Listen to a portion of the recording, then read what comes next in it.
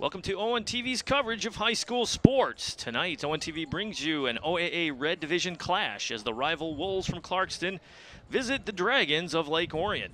Good evening, I'm your announcer Ian Locke, and it's a true pleasure to be able to bring you high school track, our first meet ever. So bear with us as we navigate the complexity of such a production. All this is new to us, so be patient.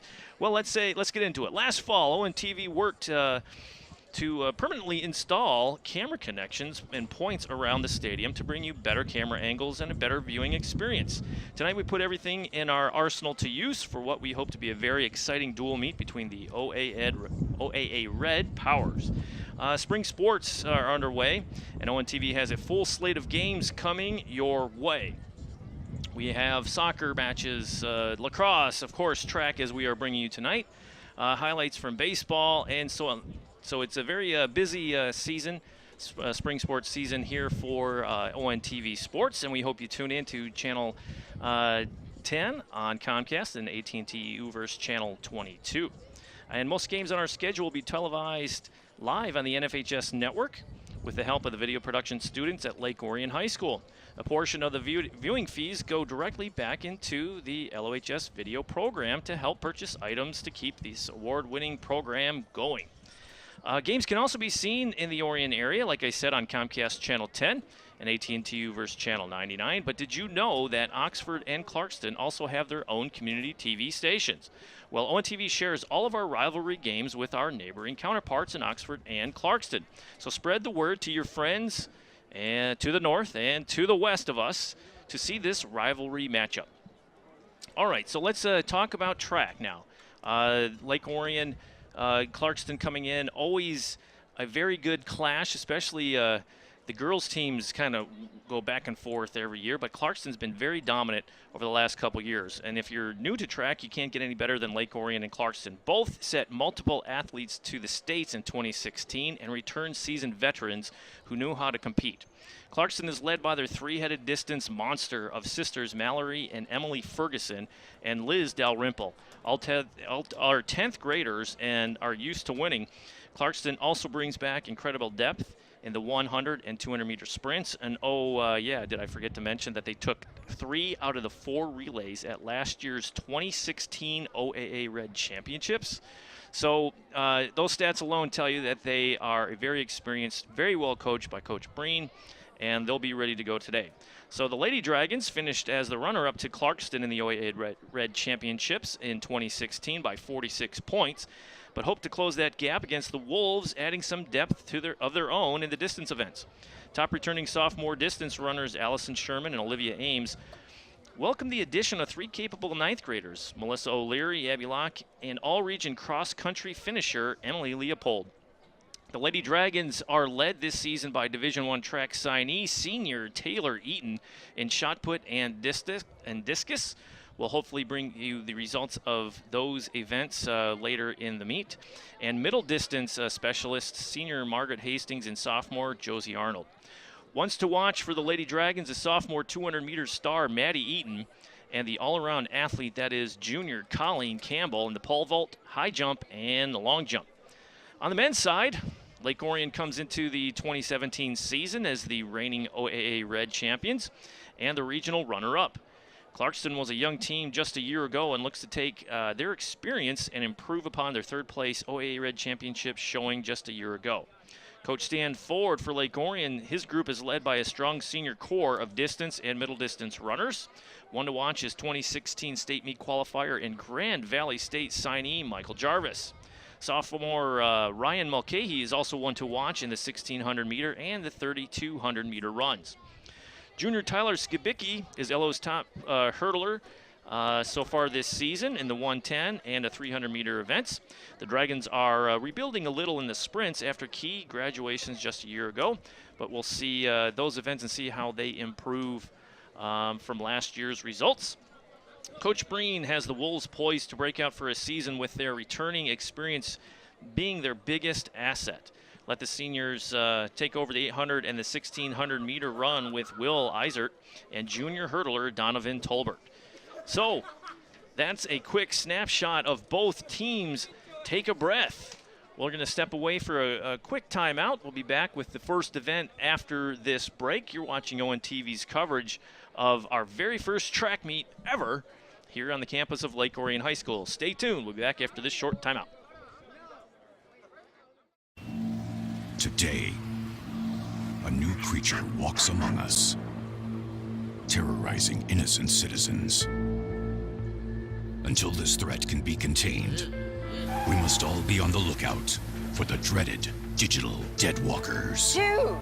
They're not looking out for you. Engage! A public service safety message from the American Academy of Orthopedic Surgeons, who want to keep everyone well connected with strong, healthy bones. My name is Caitlin. I'm 6 years old. I like to go to the beach with my cousins. When I was a baby, I was very sick. And then I got a liver transplant from an organ donor. He saved my life. This gift of life was made possible by an organ donor. Imagine what you could make possible. Sign up as an organ, eye, and tissue donor. Go to organdonor.gov. And welcome back to ONTV's coverage of Dragon Track. It's weird to say Dragon Track. It's usually Dragon Soccer or Dragon Football. But yes, a OAA red matchup between two rivals, the Lake Orion Dragons and the Wolves of Clarkston are in town. And let's get a little look at the weather here. It's threatening, heavy dark clouds. We're supposed to get some rain. It's 73 degrees and muggy out here. Not the most ideal temperatures for distance running, but the sprinters are salivating at the chance at taking advantage of these unbelievably warm conditions out here. But before we get on to our first event, let's take a look at the order of events if you're new to high school track. And as you can see there, the 4x800 relay is first. The 100-meter high hurdles is the second event, followed by the 100-meter dash. 4x200 meter relay, the 1600 meter run, which is the mile, 4 laps around the track.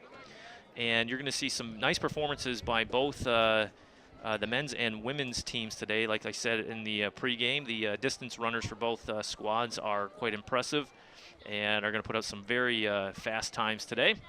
And let's see, the 4x100 meter relay, always an exciting event. 400 meter run, followed by the 300 meter low hurdles, which has to be just a grueling event. I've never competed in that one myself. The 800 meter run, followed by the 200 meter dash and the 3200 meter run, and closing out the meet, the 4x400 meter relay. Again, the field events are the high jump, the long jump, shot put, discus, and pole vault. And unfortunately, we won't be seeing any highlights of those competitions. But if we see anything happening live as our cameras are capturing or in between races, we'll try to bring you some glimpses into those events as well. Lake Orion here is kind of spread out where all the events take place. To the north of the track, we have the long jump pits, and they have 2 ends going tonight. And even west of that, they have the pole vault pit, if you will. And down the road by the middle school, we have the shot put and discus events taking place. So it's spread all over the campus here on the Lake Orion High School, and we're going to do the best we can to bring it to you. All right, so the first event we have is the 4x800 meter relay, and for the Clarkston men, we have Nick Favaza, Sean Slater, Justin Spahar, and Gavin Isert. And for the Dragon boys, we have Nolan Maupin, Ryan Mulcahy, Michael Jarvis, and Jack Everts. For the Lady Dragons, we have Josie Arnold, Lindsay Thalen, Sophia Bohannon, and Delaney Rogers. 2 sophomores and 2 freshmen in that event for the Lake Orion girls. And for the Clarkston girls, they loaded it up. They have Elizabeth Dalrymple, Mallory Ferguson, Emily Ferguson, and I believe Mia Patria. I could be wrong, but the writing from Coach Breen kind of trailed off at the end of the sheet, and he was laughing when he handed it to me. He said he was riding it on the bus, and it was a bumpy ride over. So we'll do the best to get the names right for all these competitors today. So those are the main competitors. The varsity races, which you're going to find today, is the fastest fastest races will go first. Those are considered the varsity races.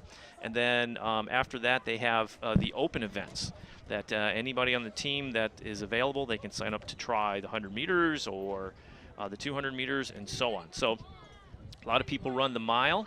A lot of people run the 800. And a lot of the athletes out here take part in the 100-meter dash.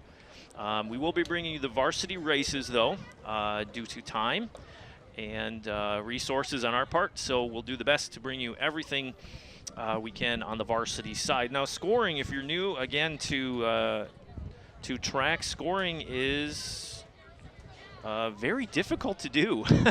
There's 8 lanes out here in play, and they're divided, evenly between the teams, except for the distance events. You might have obviously more competitors than there are lanes available out there running. But for scoring purposes, you have for first place in the individual events, you have 5 points. For second place is 3, and third place is 1. So if you don't finish 1, 2, or 3 in the varsity races, you score nothing.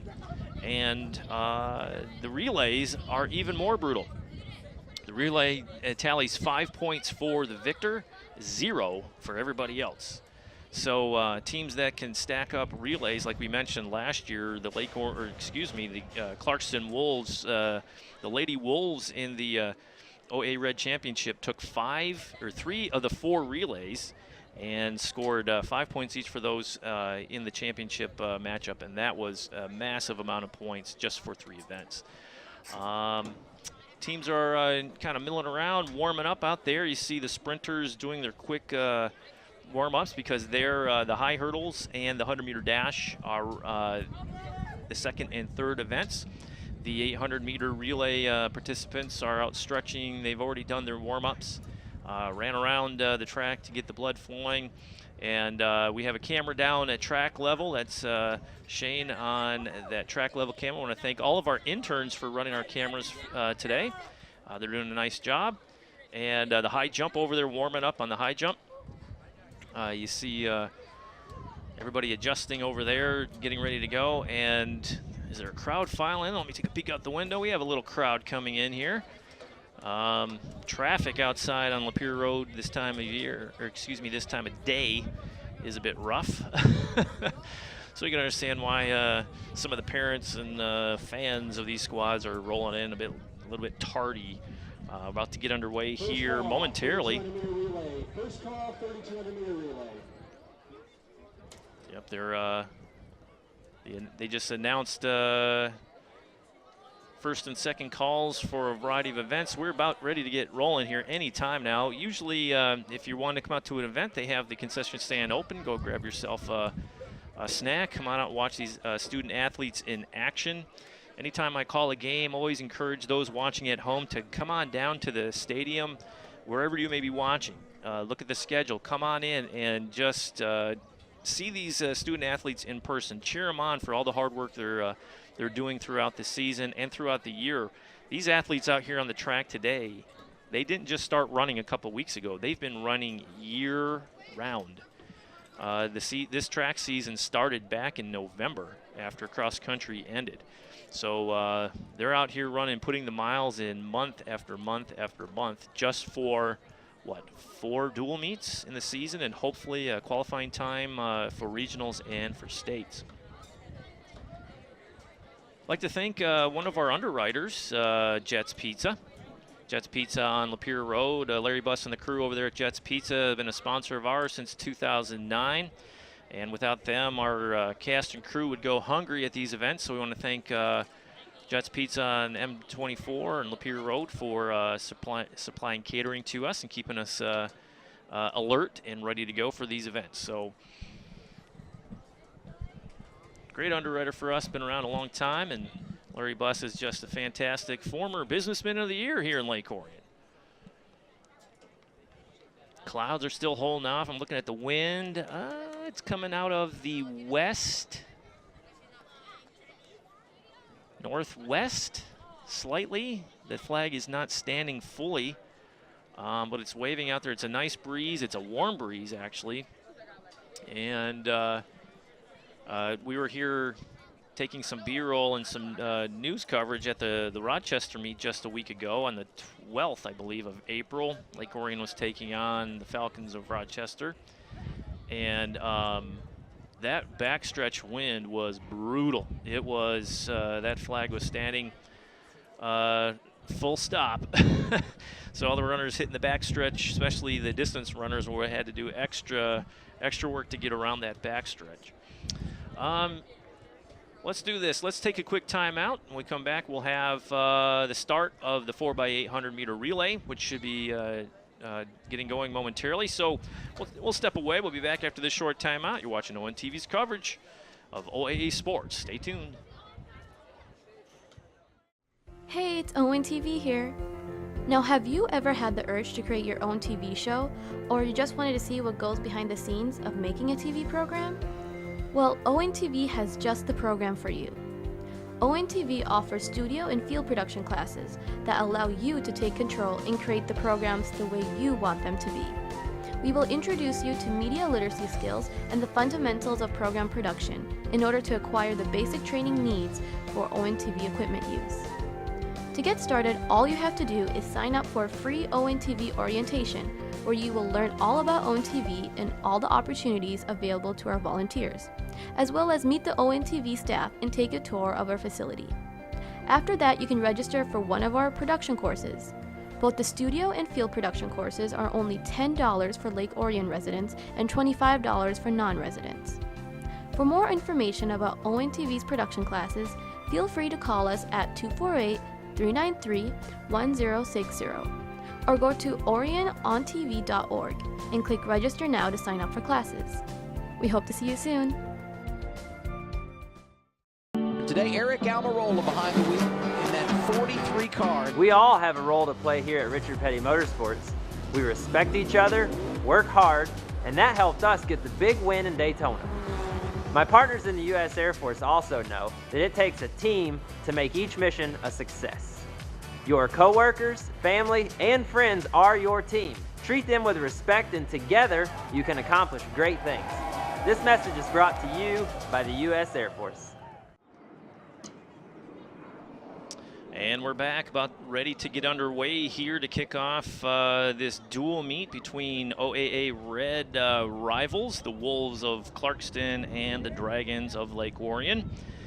I want to thank you for tuning into this telecast of ONTV covering track and field. This is our first meet ever, I do believe. So we're excited to try to bring this to you guys, to give some pub to these hardworking athletes. I mean, besides the football teams, track and field have the most participants in their respective schools doing a sport. So it's good to try to showcase some of these hard workers, all these hardworking student athletes out here doing what they do best. And so far, looking at the sky, I hate to jinx us, but it's looking pretty nice. It's breaking up a little bit. It's still cloudy, but the big heavy stuff seemed to roll south of us. So we're looking okay. See the relay teams are starting to be marshaled over at the start-finish line, which is down to my right if we're looking from the press box. And so the majority of the events will be taking place down, if you're going to use the football analogy, down by the 20-yard line or the 10-yard line of the football field. And we have a couple cameras down there, a start-finish camera down there wrapped in a bag in case it starts raining. And we also have a wireless rolling around there. Shane's down there on our wireless, taking a peek at the high jump pit. I believe those are actual jumps taking place, so they're registering them there, making sure that they're not knocking down the bar or anything like that. So we'll try to bring, like we said, we'll try to bring you shots of those things throughout the field events throughout this meet. Okay, it looks like the leadoff runners are ready to go in the female. Let's see, Dragons have 2 relays up there, but we only registered 2 varsity, and it looks like we're about to get underway here. Dragons are in lanes 2 and 4, Clarkston lanes 1 and 3. experiment with our on-camera clock here. We'll see if it works. If it doesn't, it's on me. And the referee or the umpire, I'm not sure, is he a referee? The official, we'll just call him the official, is getting his cart in place to get this one underway as the leadoff runners do their stagger. And again, that's Josie Arnold, Lindsay Thalen, and Sophia Bohannon and Delaney Rogers in this one. Sophia Bohannon is leading off for the Dragons.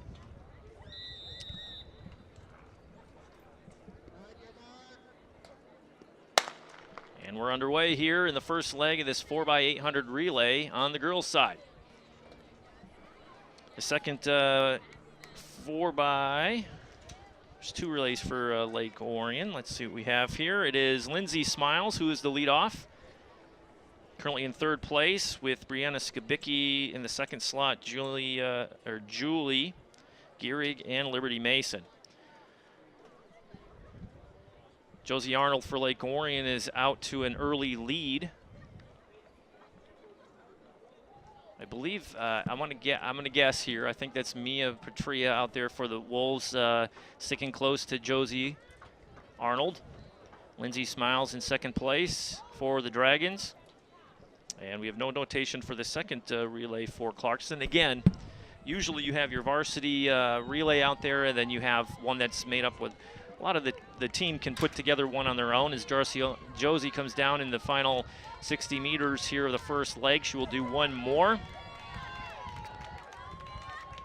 In the 800, they're on the varsity side, you're usually looking at split times of roughly 2:25 to 2:30. That would be ideal.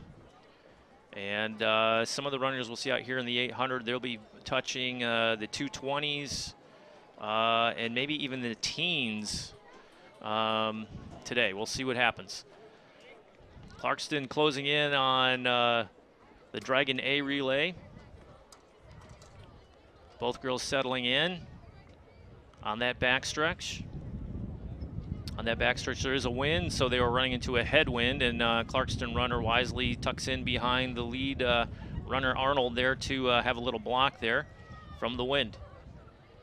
Just passing to the 200-meter mark, and Clarkston's making a move now here on the first, on the outside. Arnold starting to pick up her pace now to meet that challenge as they approach the 100 meters, the final 100. The next, Lindsay Thalen here for the Dragons, and Ferguson in here for Clarkston will be getting the baton here. Clarkston looks to take the first leg of this one as Thalen takes over, and I believe it's Mallory Ferguson, one of the Ferguson sisters here, taking over. The Fergusons are very solid runners, along with Elizabeth Dalrymple, who will anchor this relay. And I believe the 4x8, all sophomores for Clarkston. And I don't want to speak out of turn, but I believe they did qualify for state meet last year. So they are looking to do a repeat performance of that as we are on our second leg. And Clarkston starting to stretch it out here in the first leg. Or excuse me, the second leg, but the first lap here for Ferguson. Thalen doing her best to stick to her.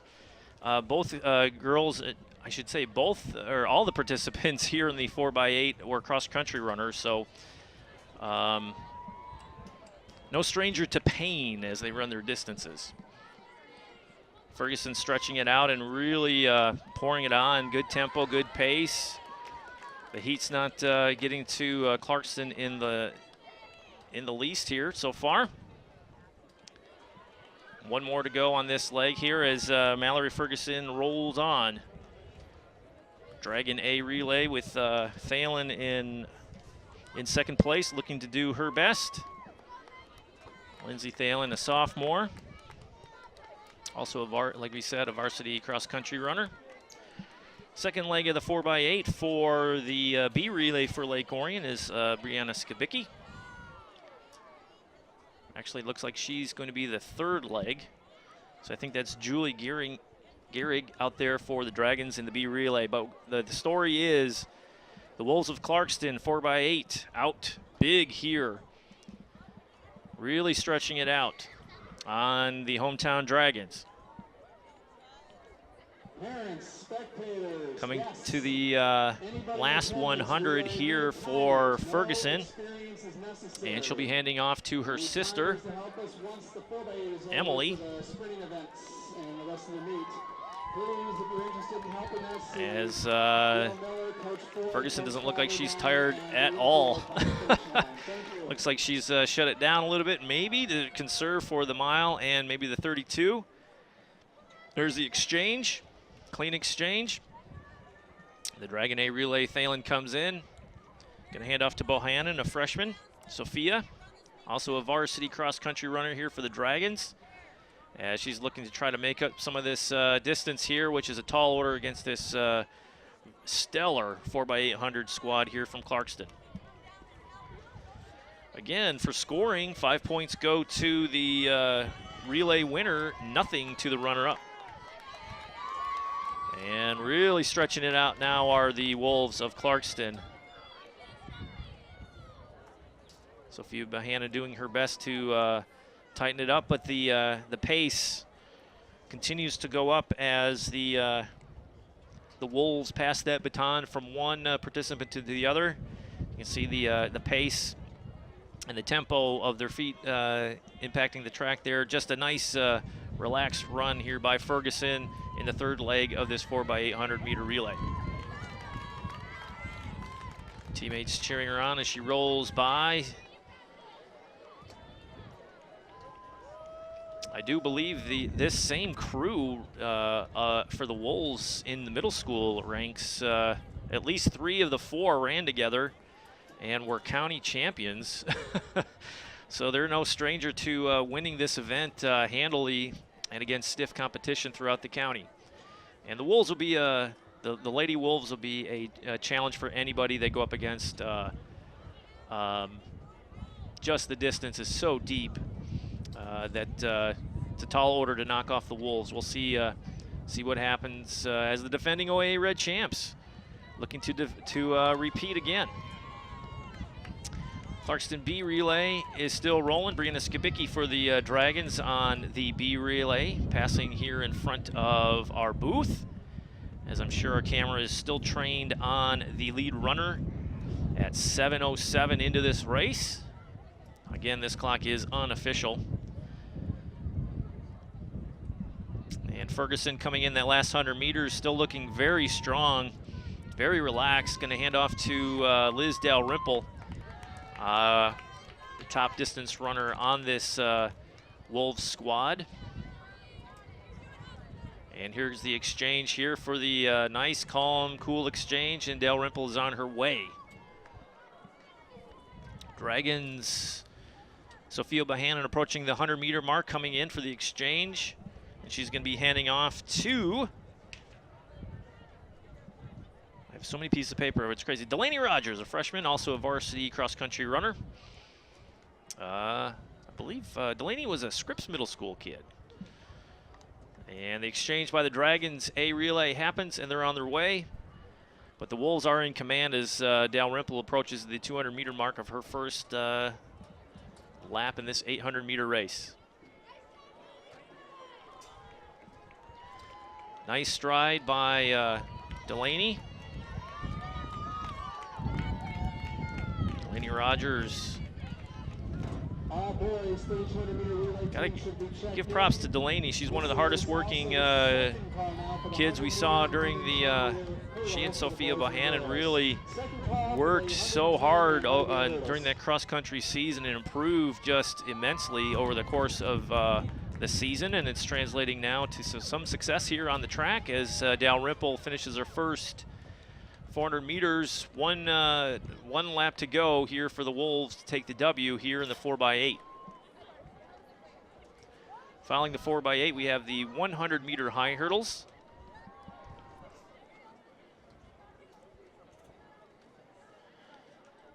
And here comes Delaney. About 50 meters left in her first 400.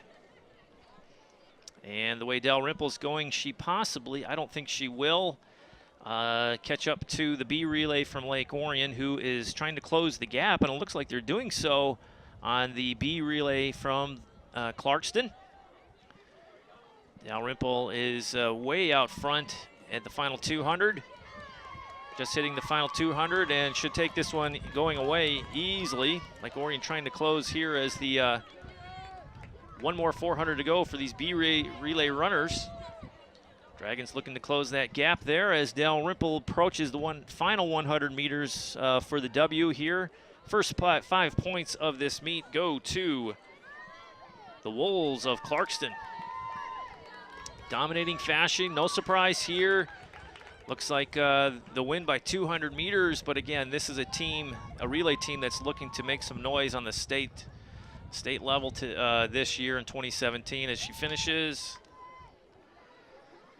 I have 10:16. I was a little late on the gun there. We'll call it 10:15. How about that? And as here's Delaney Rogers for the Dragon A relay coming in, doing her best to finish strong here. Nice kick at the end there for Rogers. Try to get their split here. She crosses in 10:46.49. Dragon B relay and the Wolves B relay here in the final 100 meters. Cool breeze blowing in now. We hope there is no wet stuff coming behind it. But it is cooling down out here slightly. And the B relay for the Wolves gets ready to cross the finish line. 11:16. And the Dragon B relay comes rolling in and finishes at 11:26.43 unofficial. So Clarkston takes it in the 4x8 in dominating fashion as expected. And the next event, we'll just go right into the next event now. It's the 4x8 for the men. And we'll reset our clock here and get you underway.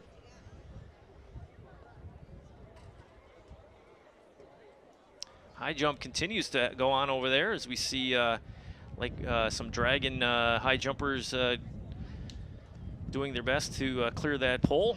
Let's review the Dragon men here running in the 4x8. It's Nolan Maupin, Ryan Mulcahy, Michael Jarvis, and Jack Everts. Ryan Mulcahy, Jarvis, and Everts are some of the most experienced varsity runners on this Dragon squad. I mean, what can you say? A very I don't say senior-laden team, but a very experienced team, one that's used to winning. Coach Ford, year in and year out, has always seemed to have some sort of vice grip on the OAA Red Division, and to the frustrations of other competitors around the OAA. Let's take a look at the guys for Clarkston in the 4x8. We have Nick Fafaza, Sean Slater, Justin Spahar, and Gavin Eisert. Guys lay out their stagger here as you can see them getting ready to begin this race. And guys getting underway here momentarily. The official making sure everybody's on the proper track marking so nobody gains the advantage. And there's a whistle to say get ready. And we're underway. Looks like Jarvis is the leadoff runner for the Dragons.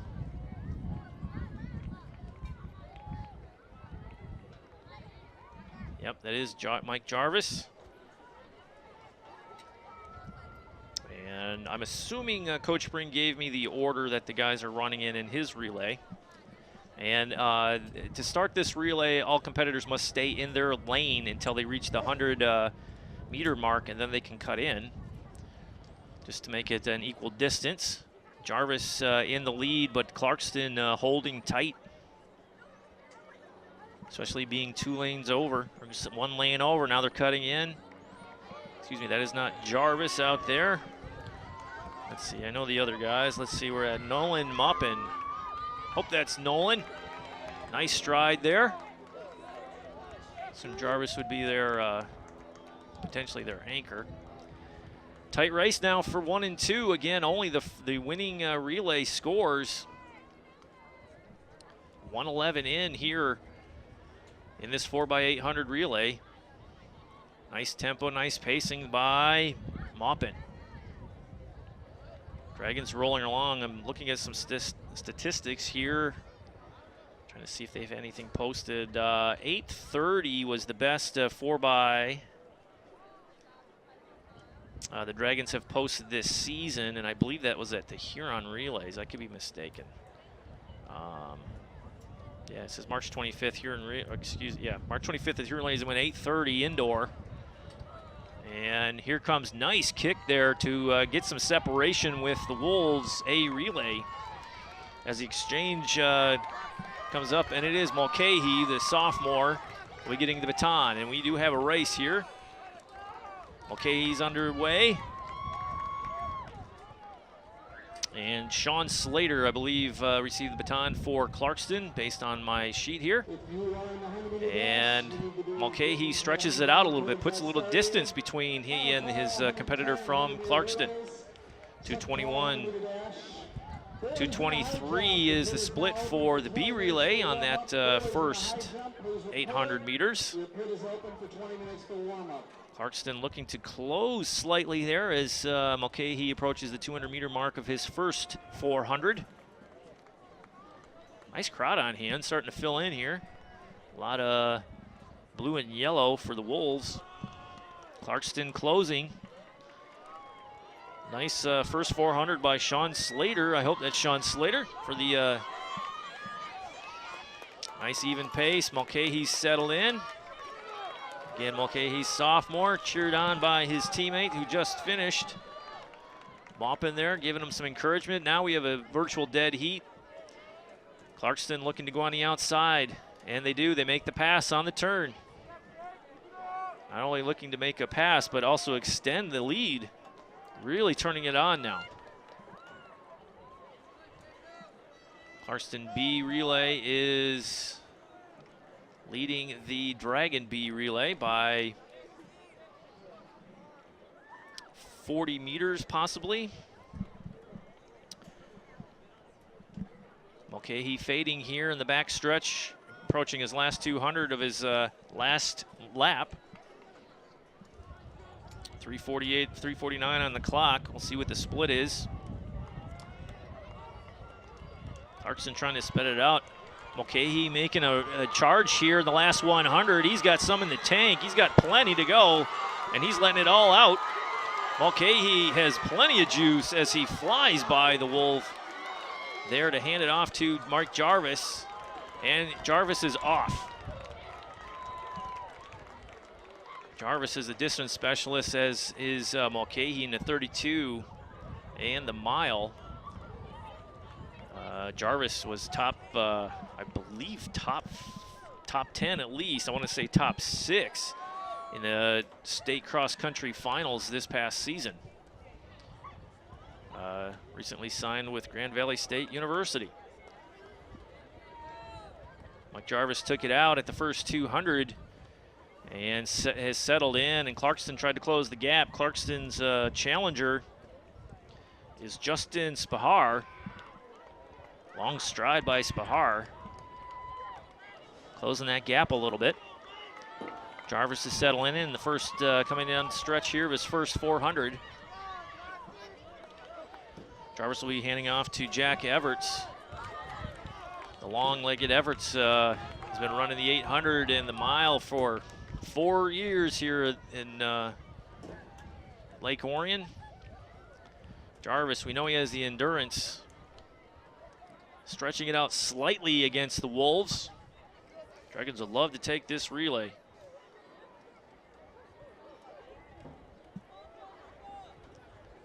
Backstretch now for the Dragons, starting to stretch out slightly. Spahar trying to close the gap. Usually you see they make the move about the 200-meter mark. See what happens if he has anything in the tank. Looks like to be laboring slightly as Jarvis is extending his stride. Strong arm movements and really working around that corner, approaching his final 100 meters. See what he has in the tank. See if he can match Mulcahy's energy level, and it looks like he is. He looks behind his shoulder to see where the Wolves are as he comes in to hand off to Everts in the final 400 here. Everts is ready to go, and he gets the baton, and he's underway. Clarkston hands off. Slight delay there. Looks like Spahar bound up there at the last 20 feet. Didn't get quite the smooth transition to the baton as usually you see the Wolves. Everts down that backstretch now. Wolves closing though. Speed from, let's get a name there, Gavin Isert. Let's see if we have anything on Isert here up in the booth. Let's see. Nothing listed so far. Clarkston doesn't have much posted online as far as times go just yet because it is early in the season. Everts, the lead Everts had has eroded as Gavin Isert making a statement here in the first 400. Dead heat as they come across the start-finish line. Now it's a battle of wills. Who has anything in the tank now? Isert looking very strong. Everett settling in behind Isert. Can he keep the pace? Isert stretching it out slightly on that backstretch. The Wolves B relay still leads the Dragon B relay by a good almost 100 meters. As we have a race going on, let's see, Isert looks to be slowing down slightly at the 200 mark. We'll see. Everts is going to make his move like we usually expect there. Isert holding his own. Everts doing a kick on the outside. This is a close race, folks. Here we come, the final 100 meters. Who has it? Like we said, battle of wills. Jack Everts using those long legs, striding down, closing strong for the W for Lake Orion. And comes in at 8:24 unofficial, or 8:23.87 unofficial. That was so close. Really don't have a split for the second one. I'm gonna hit the button that fast, so we'll just we'll keep that clock rolling for the other guys. But it looks like 8:23 unofficial, which is 7 seconds faster than we saw on March 25th at the Huron Relays, the indoor track invitational there. So 5 points go to the Dragon 4x800. As the B relay for the Wolves come in here, let's get a time for them. We'll get a split. 9:04 for the Clarkston B team. Dragons B and C come rolling in as well. Nice effort there by a couple of sophomores for the Dragons. And what are we looking at? 9:17 and 9:19 to round it out. Again, working that clock out. All right, so that's the finals. There, the 4x8. The Dragon men take first place. 5 points to them as the Lady Dragons, the Lady Wolves take first place in the 4x8. We're going to step away as they get the track ready for the high hurdles. We'll be right back after this short timeout. You're watching ONTV's coverage of OAA track. Stay tuned.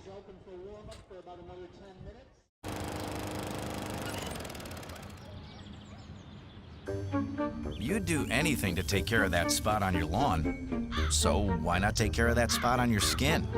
If you're a man over 50, you're in the group most likely to develop skin cancer, including melanoma, the cancer that kills one person every hour.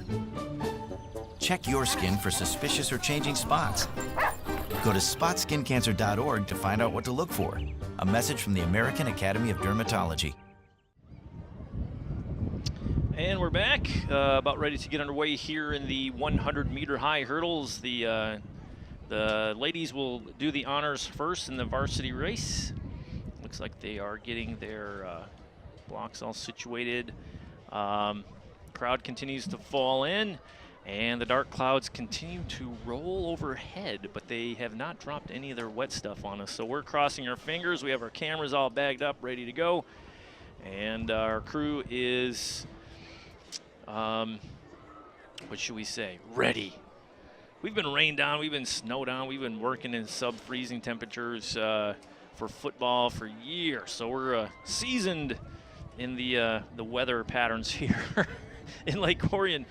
Not a lot of green just yet. It's still, mid-April, so we're not a lot of trees have bloomed, but when you're out here in the fall, just to look out here over the football stadium and the track in the fall up here at it's just amazing. It's just something you need to see. Here are the 100 hurdles.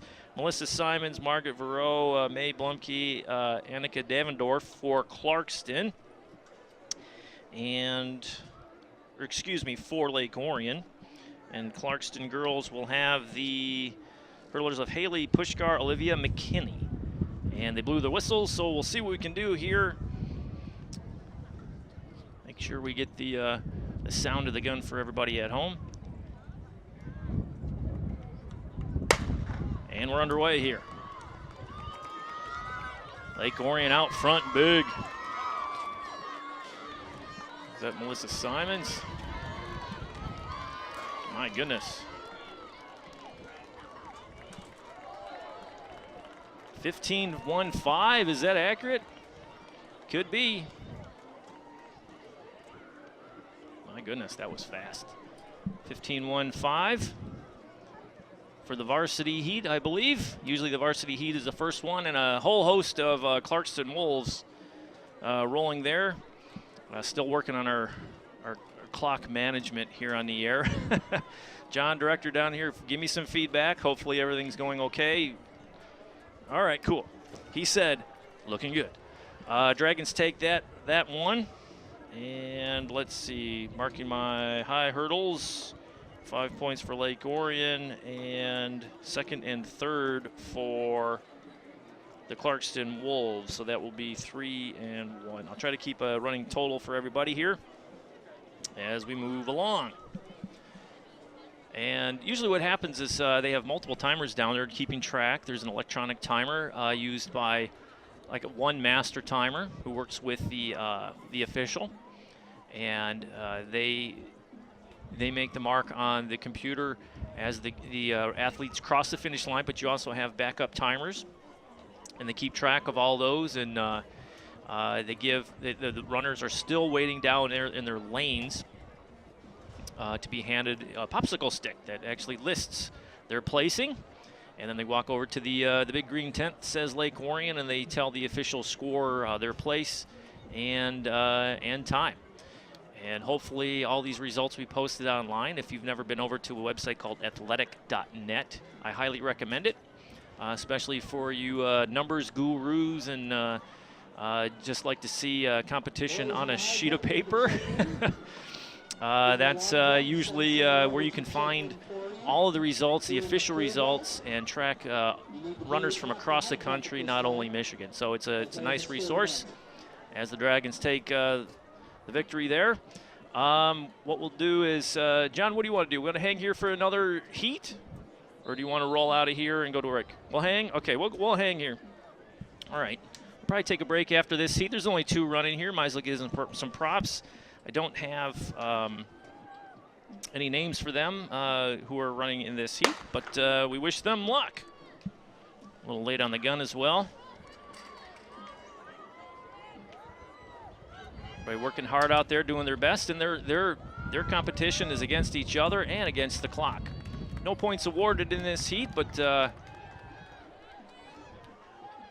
good cheers coming from the crowd as the finish over there in 20.03 is the winner of that heat. And what we're going to do is, as they readjust the track, we're going to step away. We'll be back with the men's 100-meter hurdles right after this short timeout. You're watching ON TV's coverage of Dragon Sports. Stay tuned. If you keep tanning, indoors or out, the effects of harmful rays will show up on your skin. Wrinkles, age spots, and an increased risk of melanoma. the second most common cancer in women 15 to 29. Stop tanning. Time may not be on your side. Learn how to protect your skin at spotskincancer.org. A message from the American Academy of Dermatology. All right, we're back after that short break, about to get ready for the men's hurdle event here. Let's take a peek at who we have participating for the Dragons. Tyler Skibicki. He's a blazer. Thomas Mormon, David Yonkers, and Channing Wan. And for Clarkston boys, where are we at? 100-meter hurdles, we have Ethan Wise and Drew Erskine. Let's see, yep, 2 down there and a host of Dragons. And the whistle blows, about to get underway here. Hopefully I'm quicker than I was that last race on the clock. Stand by. Official gets ready. Guys are hopping in the blocks there. Stretching those legs, getting ready to go. A lot of work for just a short race.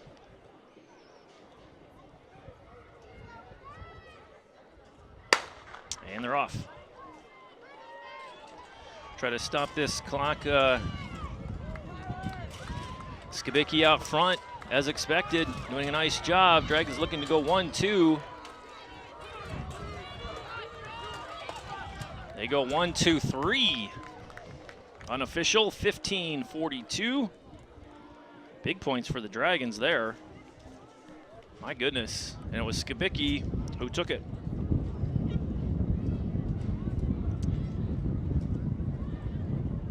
Was that 9 points for one race for the Dragon men? That's how you want to do it. Ford stacked that event to grab as many as he could. Now it's unofficial, but eyeballing it from up here, it looks like Dragons went 1-2-3. John in the truck down there, my director, I don't know if you had a finish line view.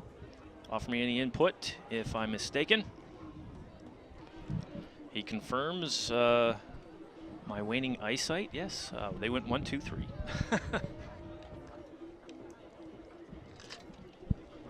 It is hot in this press box, my goodness. From dodging the wasps and the heat, it's crazy up here. All right, we're gonna step away, and when we come back, we'll have the track cleared and ready to go for the 100-meter dash, everybody's favorite. Right after this, you're watching ONTV's coverage of Dragon Track. Stay tuned. Today, a new creature walks among us, terrorizing innocent citizens. Until this threat can be contained, we must all be on the lookout for the dreaded digital deadwalkers. Dude! They're not looking out for you. Engage! A public service safety message from the American Academy of Orthopedic Surgeons, who want to keep everyone well connected with strong, healthy bones.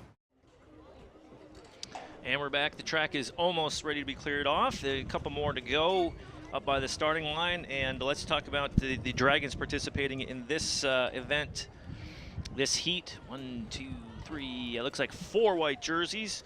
And that would be Maddie Eaton, Chantel Stanley, McKenna Monahan, and Heather DeSamper. Maddie Eaton is the one to beat for the Dragons. On the 100-meter dash for the Clarkston girls, we have Jayla Smith, Ashley Graham, and Alex Touchstone. As they approach the blocks, Maddie Eaton rolls back. She's in the middle lane. They usually do the arrowhead pattern, fastest seed times in the middle. See Eaton jumping up and down. She is a force to be reckoned with in the 200 as well. And just an all-around fantastic athlete, the sophomore. I'm sure we'll be touching some school records here, if not this year, in years to come. And they're underway. Maddie Eaton out front. Looks like Maddie Eaton going to win this one pretty easily. Clarkston coming in second and third. And 12:27 unofficial. Maddie Eaton takes the W. But Clarkston adds more points to their total, going second and third in the 100-meter dash. Guys will be up next. And we're going to take a quick break here as they sort out the finals here. And when we come back, we'll have the men's 100-meter dash right after this. Stay tuned.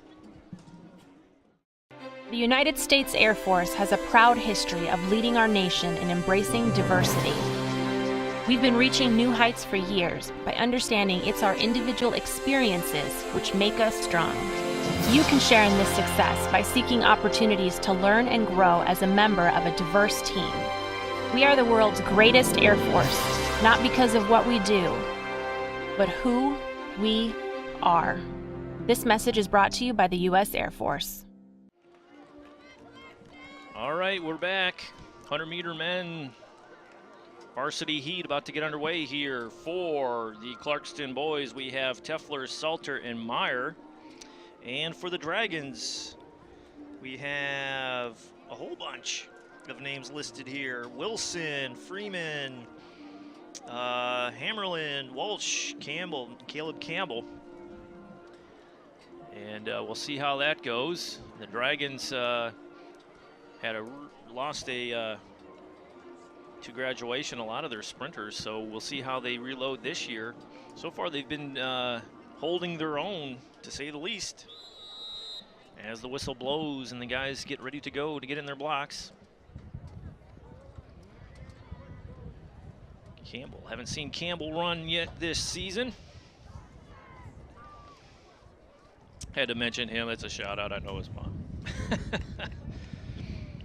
And Smith, Graham, and Touchstone for the girls did a nice job. We're moving on. About ready to go. Guys in the blocks, they settle in. And the official likes what he sees. And we're underway. Dragons in a race here. Clarkston looking to take it. They extend the lead. They're going to go 1 and 3. 11:01, a blistering 11:01, unofficial for the Wolves. Nicely done. And let's find that again. That was Tefler, Salter, and Meyer. Nice showing for the Wolves. And they went 1-3. 100-meter dash. 1-3. So we'll tally this up. Hopefully we can get a running score for you as the guys down at the finish line, the varsity finish, get their results and all that good stuff. We're going to take a brief break. We'll be back after this short timeout. What's the next event? We'll preview it, the 4x200 meter relay. Stay tuned. Today, Eric Almirola behind the wheel in that 43 car. We all have a role to play here at Richard Petty Motorsports. We respect each other, work hard, and that helped us get the big win in Daytona. My partners in the U.S. Air Force also know that it takes a team to make each mission a success. Your coworkers, family, and friends are your team. Treat them with respect, and together you can accomplish great things. This message is brought to you by the U.S. Air Force. All right, we're back, about ready to get underway in the 4x200 meter relay, and the ladies will have the honors again. And I was told that the odd number of years, the ladies get the honors to run first, and then on the even years, the guys do. So it is 2017, and the ladies will be doing the honors here in the 4x2. And let's see who's running for the Dragons in the 4x2 in their varsity. We have Michaela Allen, Margaret Hastings, the senior, Sarah Griffin, and Melissa Simons. And for Clarkston, we have Lauren Fecco, Alex Touchstone, Ashley Graham, and Jayla Smith in the 4x2. And Margaret Hastings for the Dragons, I believe, signed with DePaul on, was it last Wednesday? They had National Signing Day. So congratulations to her on earning her collegiate stripes, if you will, and going to be part of the DePaul track and track team next year. So congratulations to her, and a lot of hard work paying off. I think there were actually 9 Dragons signing letters of intent to take their athletic abilities to the next level next year. So Dragons consistently send kids and athletes to the next level at all divisions, from Division 1 to Division 3. And it's a bummer we can't see the throwing events, because Taylor Eaton is something to see. The senior leader on this track squad is just a force of nature in the throwing events, in the discus and the shot put. And she signed with the Broncos of Western Michigan, D1 track athlete next year. So congratulations to her and the other Dragons who signed their national letters of intent just, I believe it was April 12th. Starting to sprinkle a little out here. I hope our cameras are all bagged up and protected. Looking around, seeing what's going on. People are starting to put their jackets on. We're hoping it holds out. It's we're told that the later stage of this meet is when the real nasty stuff's gonna start rolling in. We'll try to hang as long as we can, and again, if there's any lighting in the area, it's a mandatory 30-minute delay, and you must evacuate these metal bleachers, which can be a hazard. All right, so the Dragons in the 4x2. I don't know if we have any statistics on the 4x2. We do. Maddie Eaton, Michaela Allen, DeSamper, and Simons ran Rochester just a week ago on the 12th of April. They went 1:49.4. And we'll see if they can top that time today against. And I'm looking at the Wolves. Anything by 2? Yeah, they have something here. Their A relay best mark for the season is a 1:54.82.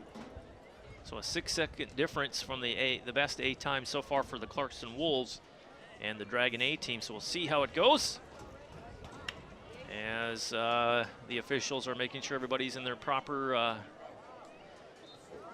zones on the track. Official getting in place here is see Coach Hudson for the Lady Dragons running out to the midfield. I'm sure he's trying to get into his spot on the far side of the field to offer encouragement and then throw some split times their way, or the interval times for their heats. This should be a very fast event. Again, 1:49.4 is the top time for the Dragons this season. That was outside against Rochester. A cold, windy day, so warm day today. That the wind on the backstretch has picked up. It has picked up. So that backstretch is going to be a headwind, but a tailwind coming home.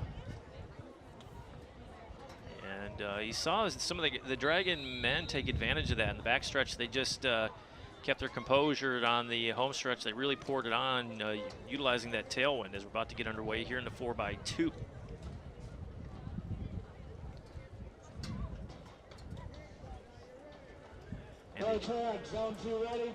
So zone 2 is up by the far left corner, so that will be the exchange area. So again, this will be a very quick race. Official's ready. He's got his hand extended with his gun ready to go. And they're off. Dragons out to an early lead. There is a stagger. I do believe they stay in their lanes the whole way. No, they do not. Here at the 100 meters, they can cut in after the first exchange. Dragons in a lead here. That is Michaela Allen for the Dragons. Hot pursuit by Lauren Fecco. First exchange by the Dragons is not a very clean one as Hastings takes over, and the Wolves took advantage of that poor handoff and have, that was Jean Pacey. I hope I'm saying her name right. She's taking the lead over Hastings. Hastings is stretching it out, but it is the Wolves who are extending this lead on that unfortunate handoff. Wolves will be in the lead here at the exchange at the third interval. Dragons get a cleaner handoff here, and it looks like a dead heat. Nope, the Wolves are in the lead. We'll see how the third that is Sarah Griffin. Sarah Griffin closing the gap fast on the outside. Looks like they are staying in their lanes throughout this race. Sarah Griffin getting that lead back from the Wolves. And here's the handoff to Melissa Simons, the speedy Simons. Another slow handoff for the Dragons. Doesn't look to have slowed them down as Simons is on a tear around that corner in the final 200. And Jayla Smith, the anchor for the Wolves, trying to close the distance, but no can do. Dragons will take this one. Exciting race. And the Dragons finish 1:48.75, just under a second faster than they did just 1 week ago against Rochester. 5 points to the Lady Dragons. And the final Wolf competitor comes in. Nicely done. Let's take a look at that again. It was Michaela Allen, Margaret Hastings, Sarah Griffin, and Melissa Simons. Margaret and Michaela Allen had an unfortunate handoff there. It was a bit sketchy, and they were able to recover, and you got to give it to Melissa Simons. The speedy Simons really took it home. Did a nice job and got the Dragons the W. And moving on, the guys are next as they reset the track here. Men's 4x2. I think we're going to take a brief timeout as they get the track resituated with the blocks for the 4x2 for the men. And you're watching ONTV's coverage of OAA track. Stay tuned.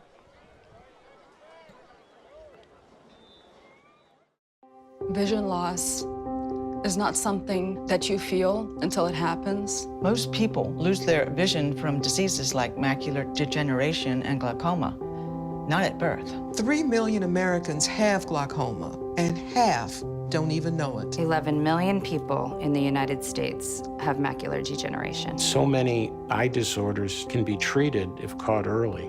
Make a plan today to get your eyes checked. Visit brightfocus.org to learn more. All right, we're back. The wet stuff has arrived. It's steadily falling. I'm looking out the window. It slowed down a little bit during our break. Students scrambling and all that good stuff, but seems to settle down. Looks like the whistle is blowing. I don't know if that's for lacrosse. Across the way, there's a lacrosse match going on here. A lot of activity. Baseball going on just across the way. There's so many events going on. It looks like there's only 2 relays running. So Dragons will have Knight, Schoen Han, Skibicki, and I believe that's Schoen Han brothers getting ready to go. And 1 relay for the Wolves. And wet powder by the official, and he doesn't get the bang he's looking for. And let's take a look at the Wolves. Selter, Paz, Sampson, and Telfer. I hope that's right. Again, Coach Breen said he was writing these on a bouncy bus on the way over here. Appreciate the information. I just hope we can get it off accurately. Stand by for the official for the start. And they're underway. And the Dragons off to an early lead here. They will stay in their lanes throughout. Sam Knight, the opening leg. Clarkston closing though. And here's the exchange. See if it's cleaner than the previous one. Nicely done, nice and clean. Wolves closing the gap on the second. That is Gene Passe. I hope I'm saying his name right. And he has closed the gap. He is now level with the Dragons as he comes around the corner of final 100 here in the exchange. We have a race. Skibicki next in line for the Dragons as he takes off. And the handoff is late. I think they're still legal. Dragons are underway. Wolves in the lead. Skibicki for the Dragons. The Wolves extending that lead. Sampson. Dalton Sampson for the Wolves. Sampson hitting a wall. Skibicki closing the gap. Coming down to Tefler and Mitchell here for the Dragons. Mitchell takes off at the 200 mark, and they are neck and neck. This is too close to call. Inside lane, Wolves have the slight lead. Coming to the 100-meter mark, Wolves in the lead. Looks like it's going to be Telfer taking the W here on the road. Huge win for the Wolves. He's coasting at the end. Dragons closing, but it is the Wolves taking it in 135.19. What a race. That was exciting. 4x2 goes to the Wolves, 5 points to the blue and yellow. Nice race. That was exciting. 135.19 unofficial. And we're looking at the previous 4x2 relay listed for Clarkston was 143.74 on the year. So, geez, we're talking, what, 8 seconds, or excuse me, 5 and some change off their best time for the season. And they're clearing the track off. We can hang here. Let's hang here for the mile. The 1600 is next. And if you're going to see a stacked field of any event during this race, this is it. It's loaded. Clarkston has it loaded with their top milers. Let's see what we have here. The girls. 1600. Where am I? Okay, Del Rimple, Mallory Ferguson, Mia Petria, and Grace Nolan. All 4 capable milers. And it looks like Allison Sherman, Abby Locke, and Marissa O'Leary are towing the line for the green and white. All Lake Orion runners go sub 6-minute miles. And they're aiming for sub 5:40 all around. Sherman is the top miler for the Dragons currently. Olivia Ames was listed, but she's been nursing an ankle injury. She was the top miler just a year ago, but she is not in the field. So we have a nice batch of 3 Dragons and 1, 2, 3, 4, 5, 6 Wolves towing the line. Number 19, Aaron Hughes. And the rain has let up just a little bit. When they say scattered, they're not kidding. Little scattered. Showers have departed, or it's dripping just slightly out there. Nothing major. And the whistle, and the girls tow the line, ready to go. And they're underway in the mile. Allison Sherman, Melissa O'Leary, and Abby Locke for the green and white. And like we said, the 3-headed monster, that is the Dalrymple Ferguson, and we'll even add Petria into that in that talk event here. And as expected, the field is separating between the top 3 for the Wolves and Allison Sherman on the inside, lane 1. And Abby Locke taking it out, working with her teammate Melissa O'Leary there. But the class, the top 4 runners currently are the class of the field currently.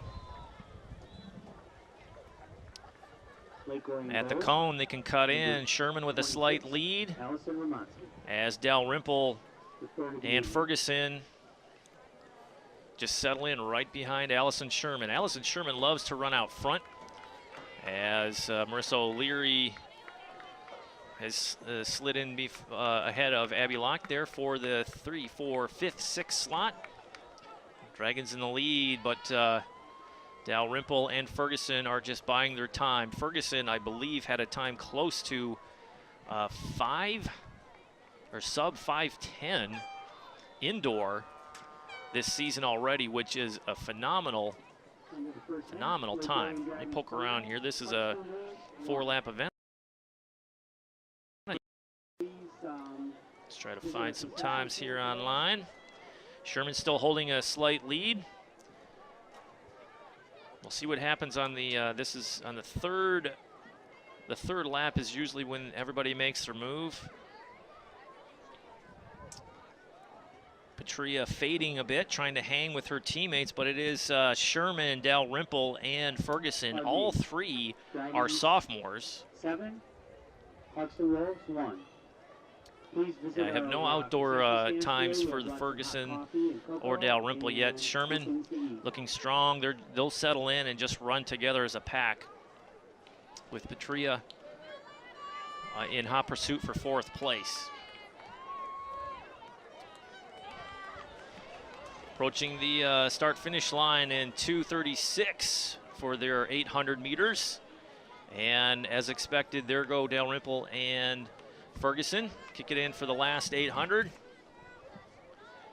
Abby Locke and Marissa O'Leary cross the start-finish line. 2:50 flat, roughly. Clarkston Wolves, the dangerous duo up there. And Ferguson hanging together, stride for stride, stretching it out. Identical striding and pace, working together as a team. Looking to go 1-2 here in the 1600.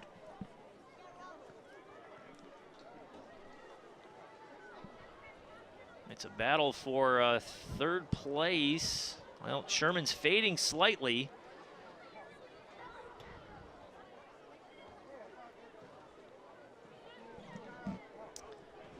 This is the third 400. We have got one more to go after this one.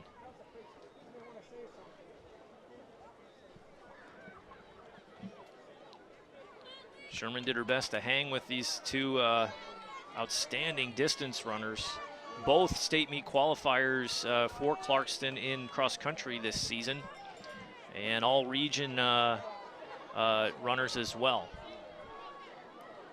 4:05, 4:06 as Petria crosses that start-finish line. Marissa O'Leary, Abby Locke coming up to the start-finish line at 4:17, 4:18, 4:19.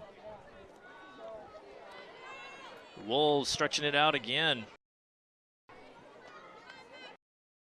Continuing to expand that lead on that backstretch. The wind has died down considerably from the beginning of this meet. It is not an issue on that backstretch currently. Final 200 to this 1600 meter run. Dalrymple and Ferguson in command.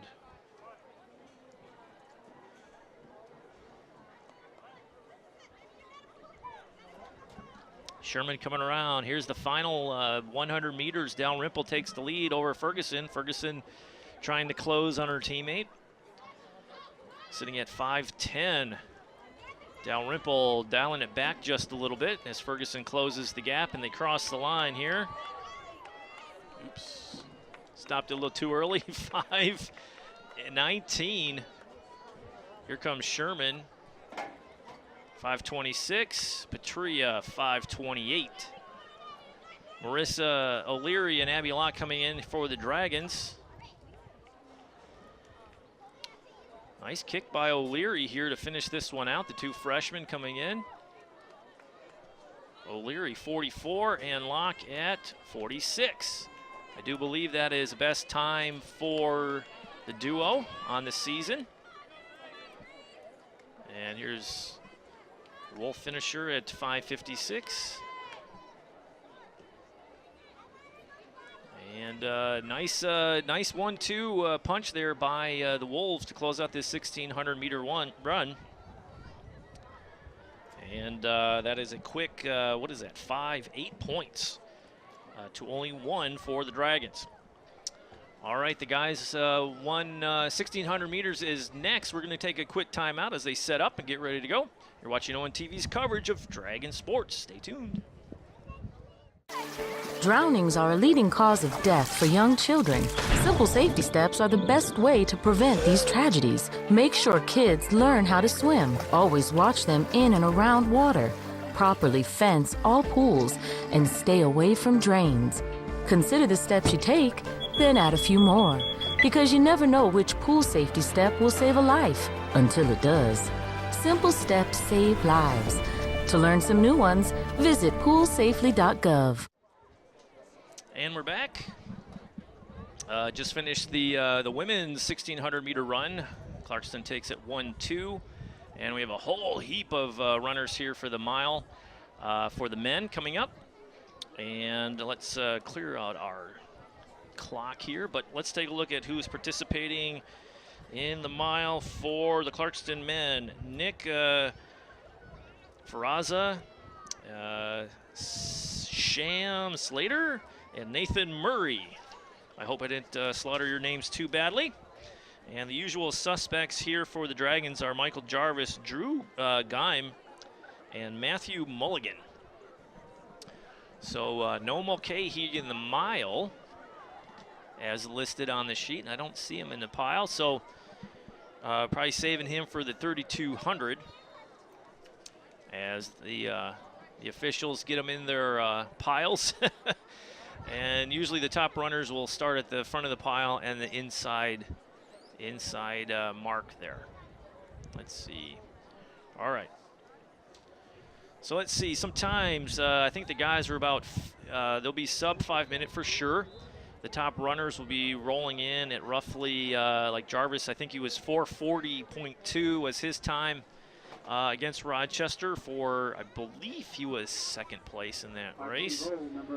And so he's looking to improve on that time tonight, 4:40.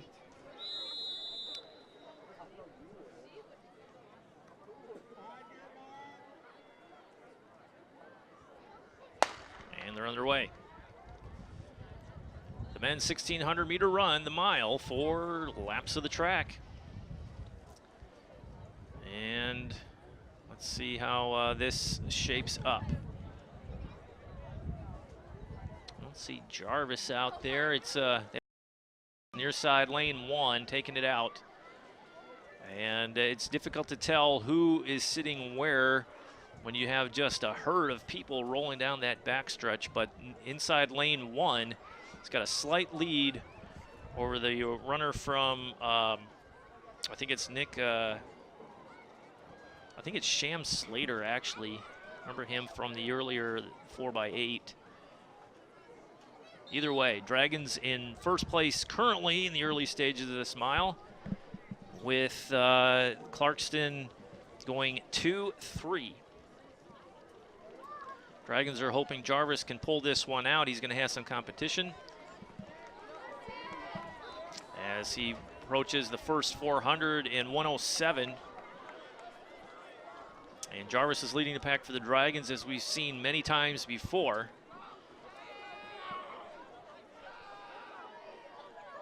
Large contingent of milers out here today.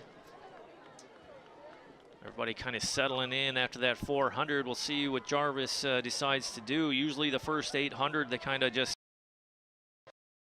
get the blood flowing, and then they, by the third 400, that's when the racing really begins. Rain has stopped currently.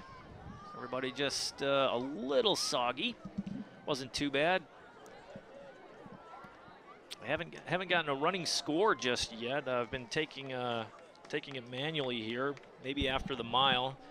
The next event after the mile is the 4x100 meter relay, which is a very fun event. I love that event. It goes quickly. I don't love it because it goes quickly. It's just exciting. Jarvis still in the lead, but a nice pace set by the 2, 3, and 4 runners for Clarkston. Fraza, Slater, and Murray. Number 35, Anna Vernier. And you hear the announcers over there. That is not part of ours. That is the lacrosse match taking a place just adjacent to us on the soccer field, just over there on their way. Jarvis still in the lead. Lapping some of the competition out there already. To stretch it out a little bit.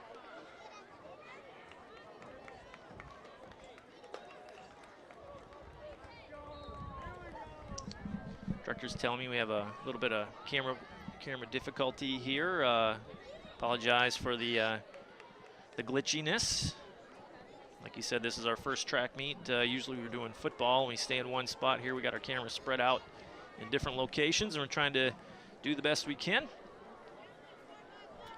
Is that our handheld camera, Director John? Uh-oh. Yeah, it's our main camera, so we'll keep an eye on that as Jarvis comes in after his third. He's approaching his third, or he finishes his third, coming in at 3:30.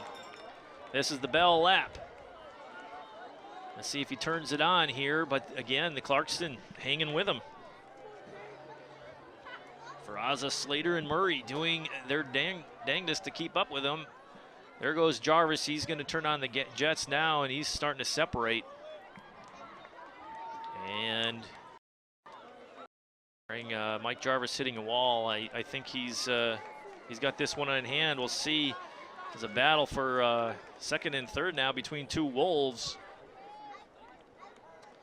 Jarvis approaching the final 200, lapping some of his teammates here as they do. They're still in the inside lanes, and Jarvis has to dodge the competition. He does so nicely without incident. And his teammates slide over a lane for him to slide through in the last 100. He's at 5:25. Coach Stan Ford's down there calling him in. Nicely done by Jarvis. And 5 points his way. And the Dragons, as he's 5:38.5. And nicely done by Jarvis for 5 points for the Dragons. And it was virtual dead heat for second place for the Clarkston Wolves.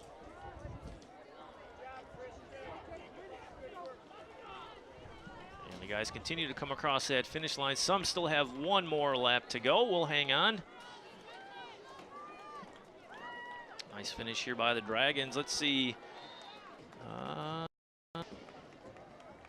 We don't have guys, won't call them junior varsity, but they're the rest of the pack coming in and finishing. Nice strong finish there. These guys are racing against the clock and each other, just like anybody else. No points are on the line, but it is a looking for their personal best, just like anything else. 1600, so second and third place for the Wolves. All right, we're going to step away as we advance in this track meet. Hopefully we can get a running score going. I'll do some little addition and see what we come up with here after this brief timeout. When we come back, we'll have the 4x100 meter relay. The girls are up first. Stay tuned. We'll be back after this short timeout. A promise was made. A promise that hit the beaches of Normandy. A vow that captured Iwo Jima. A contract that weathered Tet. A pledge that stormed the desert in Iraq. An IOU that braved IEDs in Kandahar.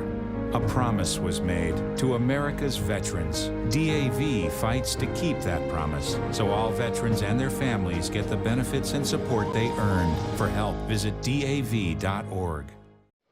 All right, we're back after that brief timeout, and the 4x100 meter relay is about to get underway here. The girls from Lake Orion are Madison Eaton, Chantel Stanley, Michaela Allen, and Melissa Simons.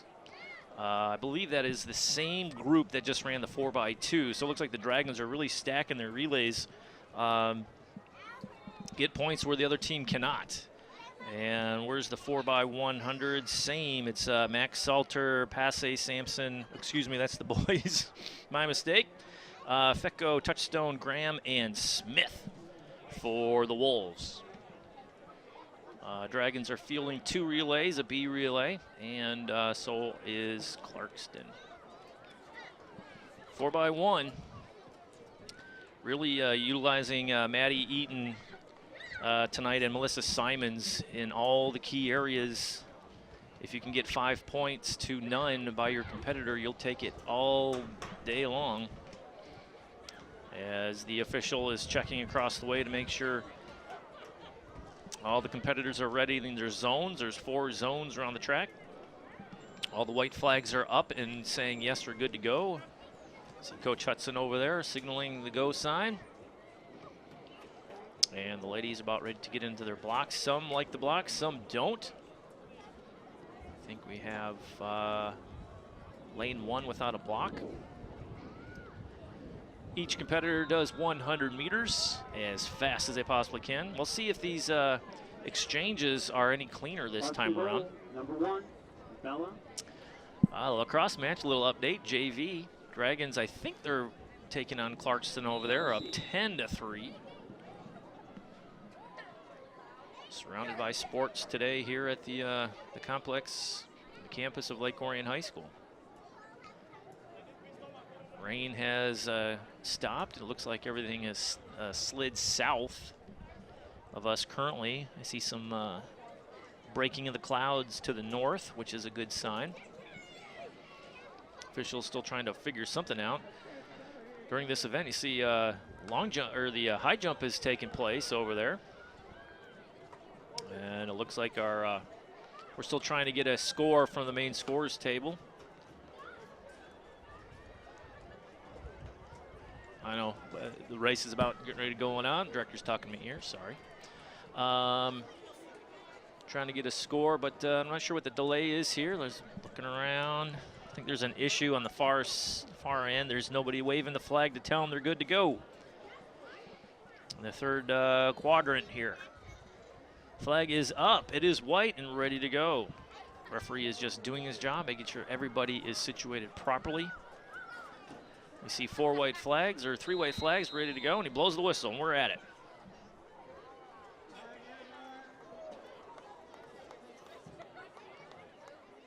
Girls getting on their marks in the block. And it looks like Maddie Eaton is the lead off, if this is right.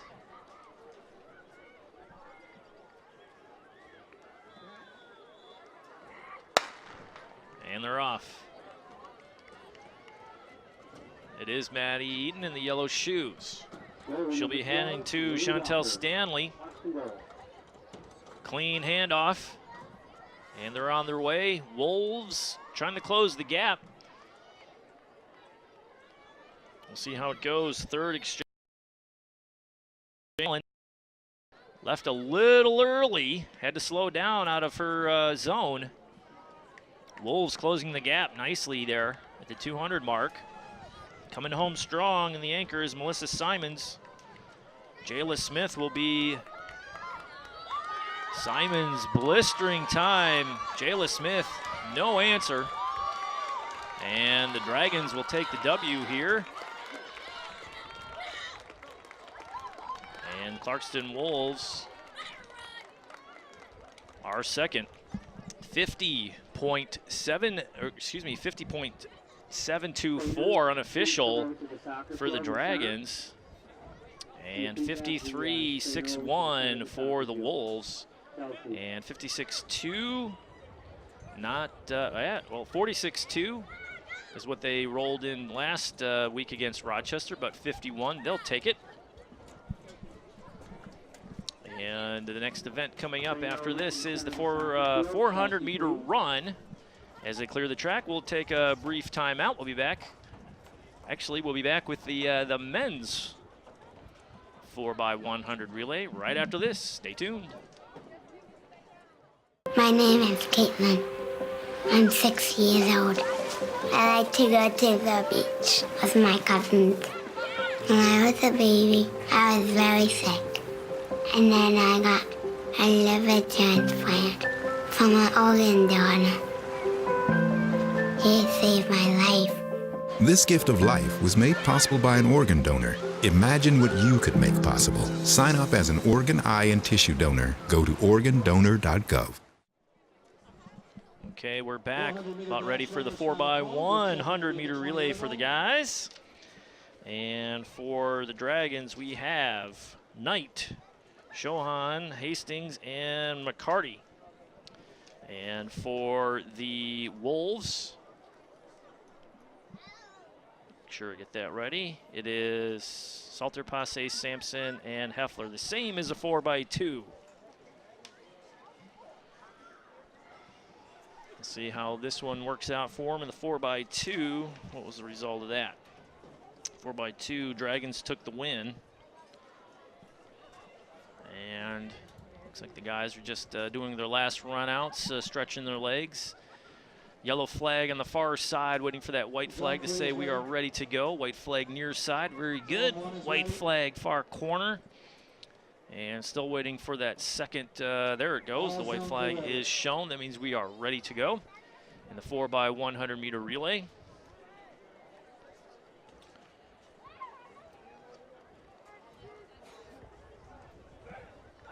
Guys are getting ready to hop in the blocks there. Drawing a nice large crowd here by the fans and by the their teammates cheering them on. About ready to go here. Wind is picked up again, but it's coming out of the west as opposed to the north as when we started this event. So a little crosswind here on the track. Crowd is filled in nicely now. We're approaching 6:30 here on the 19th of April. The whistle blows, about ready to get underway here in the 4x1.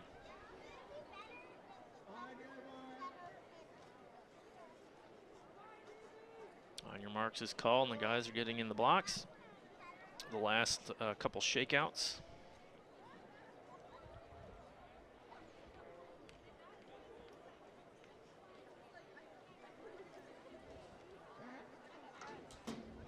And they're underway. Dragons in lane 2.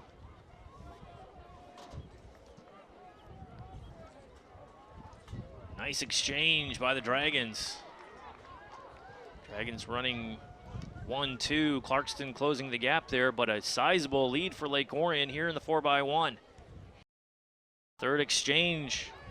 Little shaky there, but they held it. Clarkston in the inside lane, closing that gap.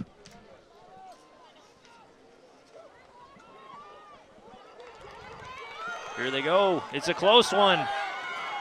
As the rain begins to fall, the Wolves looking to close the gap. Dragons will have it just by a half a second. My goodness, what a finish. 44 unofficial. 44-24, 44-6-7. Dragons take it. What a race. As the skies open up and the soft rain falls. 5 more points to the Dragons here on their home track. And boy, what an exciting race. That was nicely done. Let's make sure we get, I think I announced the wrong guys there. We had them out of order. It was Chris Wilson, Dallas Clary, Caleb Campbell. Only have 3 listed in the 4x1. Oh, there we go. I had a right Knight, Schoening, Hastings, and McCarty in that relay. So handwriting. Boy, it's not what it used to be, right? All right, we're going to take a brief break, and we'll move on to the next event. It is the 400-meter run, one of my favorites. And the ladies are up next right after this short timeout. You're watching ONTV's coverage of OAA track. Stay tuned. My name is Blake. I received a heart transplant when I was 2 weeks old. I play defense for the Red Hot Tornadoes. Sometimes my heart starts pounding like faster and faster as I go. I know I have someone else's heart inside me. It makes me feel happy because someone was generous enough to give me a second chance to live. This gift of life was made possible by an organ donor. Imagine what you could make possible. Sign up as an organ, eye, and tissue donor. Go to organdonor.gov. And we're back, moving right along now. After the relays are tore down, they're going to start moving these pretty quickly. The 400-meter run for the women is up next. Make sure I'm getting that right. The 400-meter run. So Maddie Eaton's back at it again. Josie Arnold, Rachel, oh boy, that's a toughie. Maholney, I think. Renita Smith, Erin Kurtz, Madeline Rogers, Kira Bellinger, and Perry Kiefer. Those are the Dragons running. I think there'll be multiple heats in this one. But the varsity heat will be Eaton, Arnold. Let's see, 1, 2, 3. I see 3, so it'll be Madison Eaton, Josie Arnold, Rachel Maholney, and Renita Smith. Hope I'm getting that right. And on the Clarkston side of things, the 400 meter, we have Allie Erickson, Emily Ferguson, and Hannah Bostic. cannot escape the Ferguson sisters. They're everywhere you turn. Ferguson is in lane 1 in the one to watch with Maddie Eaton. Also the blazer for the Dragons in the yellow shoes. I believe she just ran in the 4x1 as well. Coach Hudson really putting Maddie to work this evening. As the rain picks up here at Dragon Stadium. Umbrellas have popped out. People trying to seek shelter. A lot of school bags being covered up. Runners ready to go.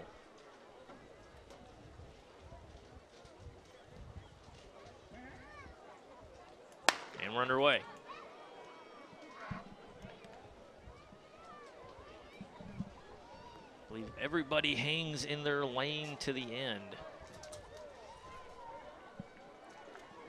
And what do we have here? Maddie Eaton taking it out strong. And way out front. Dragons going 1-2. Clarkston closing the gap.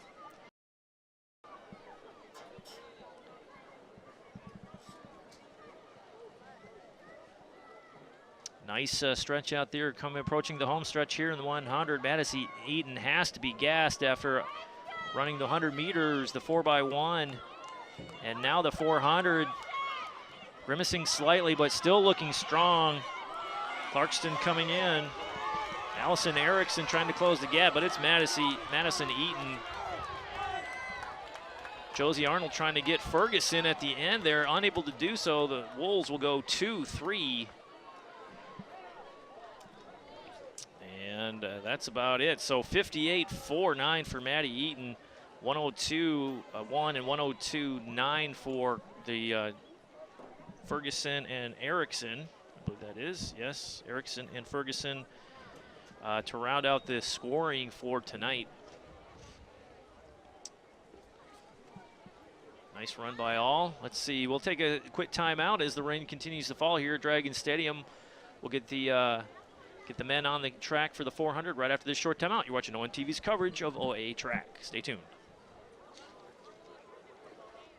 My name is Carly. I'm 15 years old and I am a heart recipient. I got my first heart transplant when I was 1.5 years old. I got my second heart when I was 13.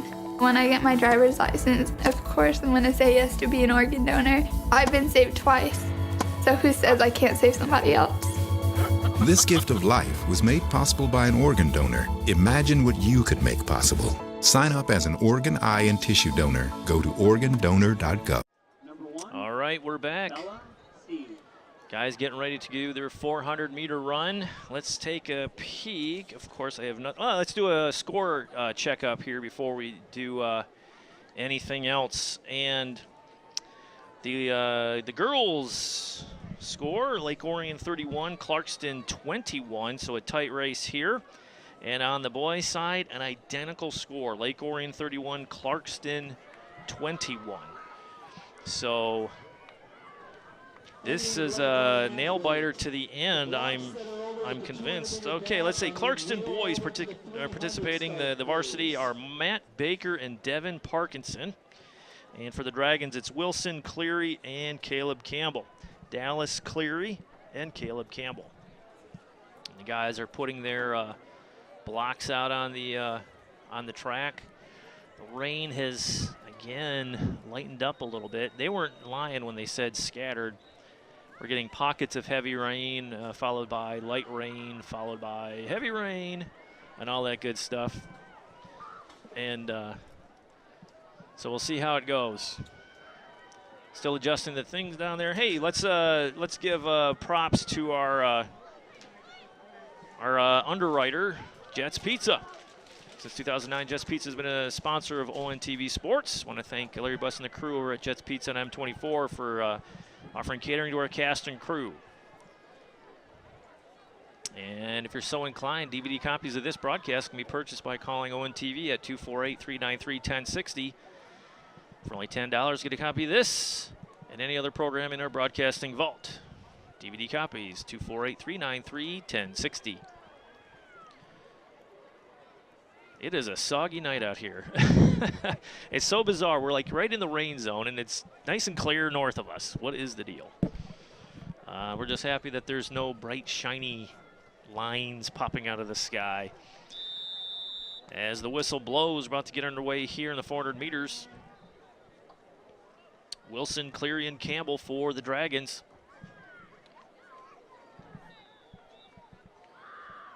And Baker and Parkinson for the Wolves. Number 26, Allison Romansky. And they're off. Dragons in the odd number lanes, the Wolves in the even number. Or excuse me, Wolves in the odd number lanes. The Dragons are in the even number. Come around that corner. Inside line. Moving quick. Wilson, Cleary, and Campbell. Dragons down that backstretch taking a lead. Looks like Dragons are in first. Wolves in second currently. Again, tough to tell on that stagger. We'll know more here on the 100 final. 37 seconds so far, 38 at the 100. Dragons out to a big lead. Wolves rolling 2-3. Binding up at the end, but he's going to take the W. And there's the finish. 52-3-4. 54-0, well, I'll say 54 flat and 54-2-8. Nice job by all on hand there. That is a tough go of it, especially with rain in your face. Dragons take 5 points there from the Wolves. 400 meters. And yeah, we're going to take a break. They're going to get the track set up for the 300 low hurdles, which I'm excited to watch coming up next. Stay tuned. We'll be back after this short timeout. You're watching ONTV's coverage of OAA track.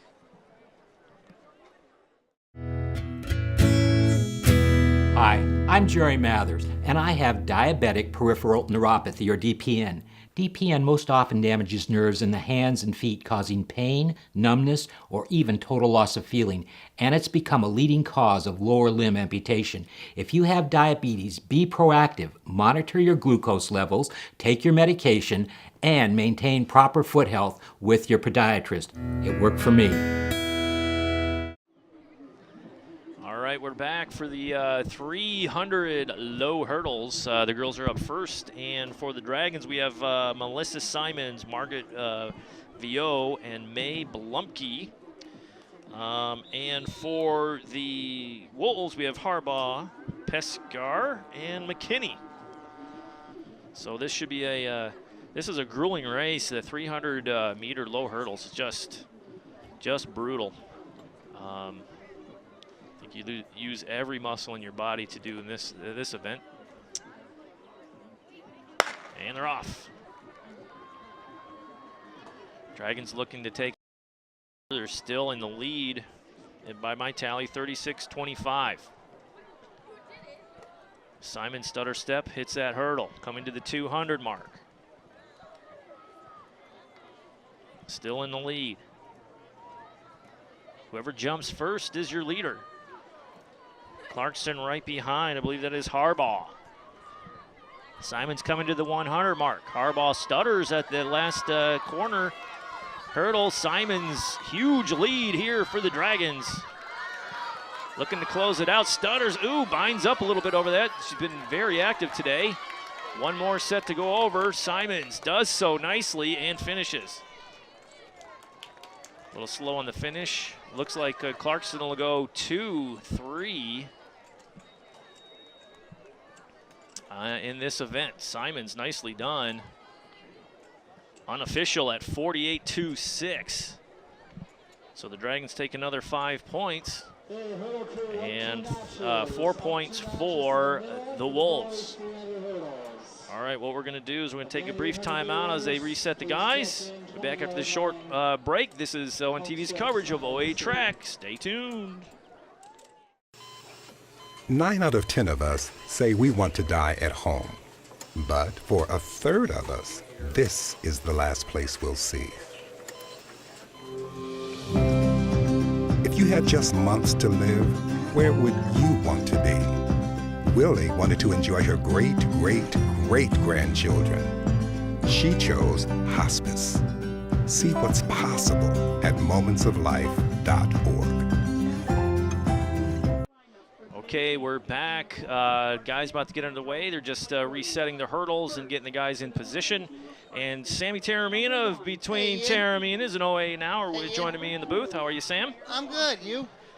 Doing okay, surviving all these computers and papers. When you look at the weather, it's not the greatest out there, but, you know, it's a good day for a track meet. It's a rivalry meet between Lake Orion and Clarkston. Absolutely. It's always interesting. Absolutely, and it's playing out the way we expect it to. Oh yeah, both teams are very good teams. I mean, you look at Clarkston, of course. They came off a tough loss to Adams the other day, but both their boys and girls. The girls shockingly lost to Adams, but the Lake Orion girls, you know, they just had their first meet against Rochester. Yep, Looked really good against them.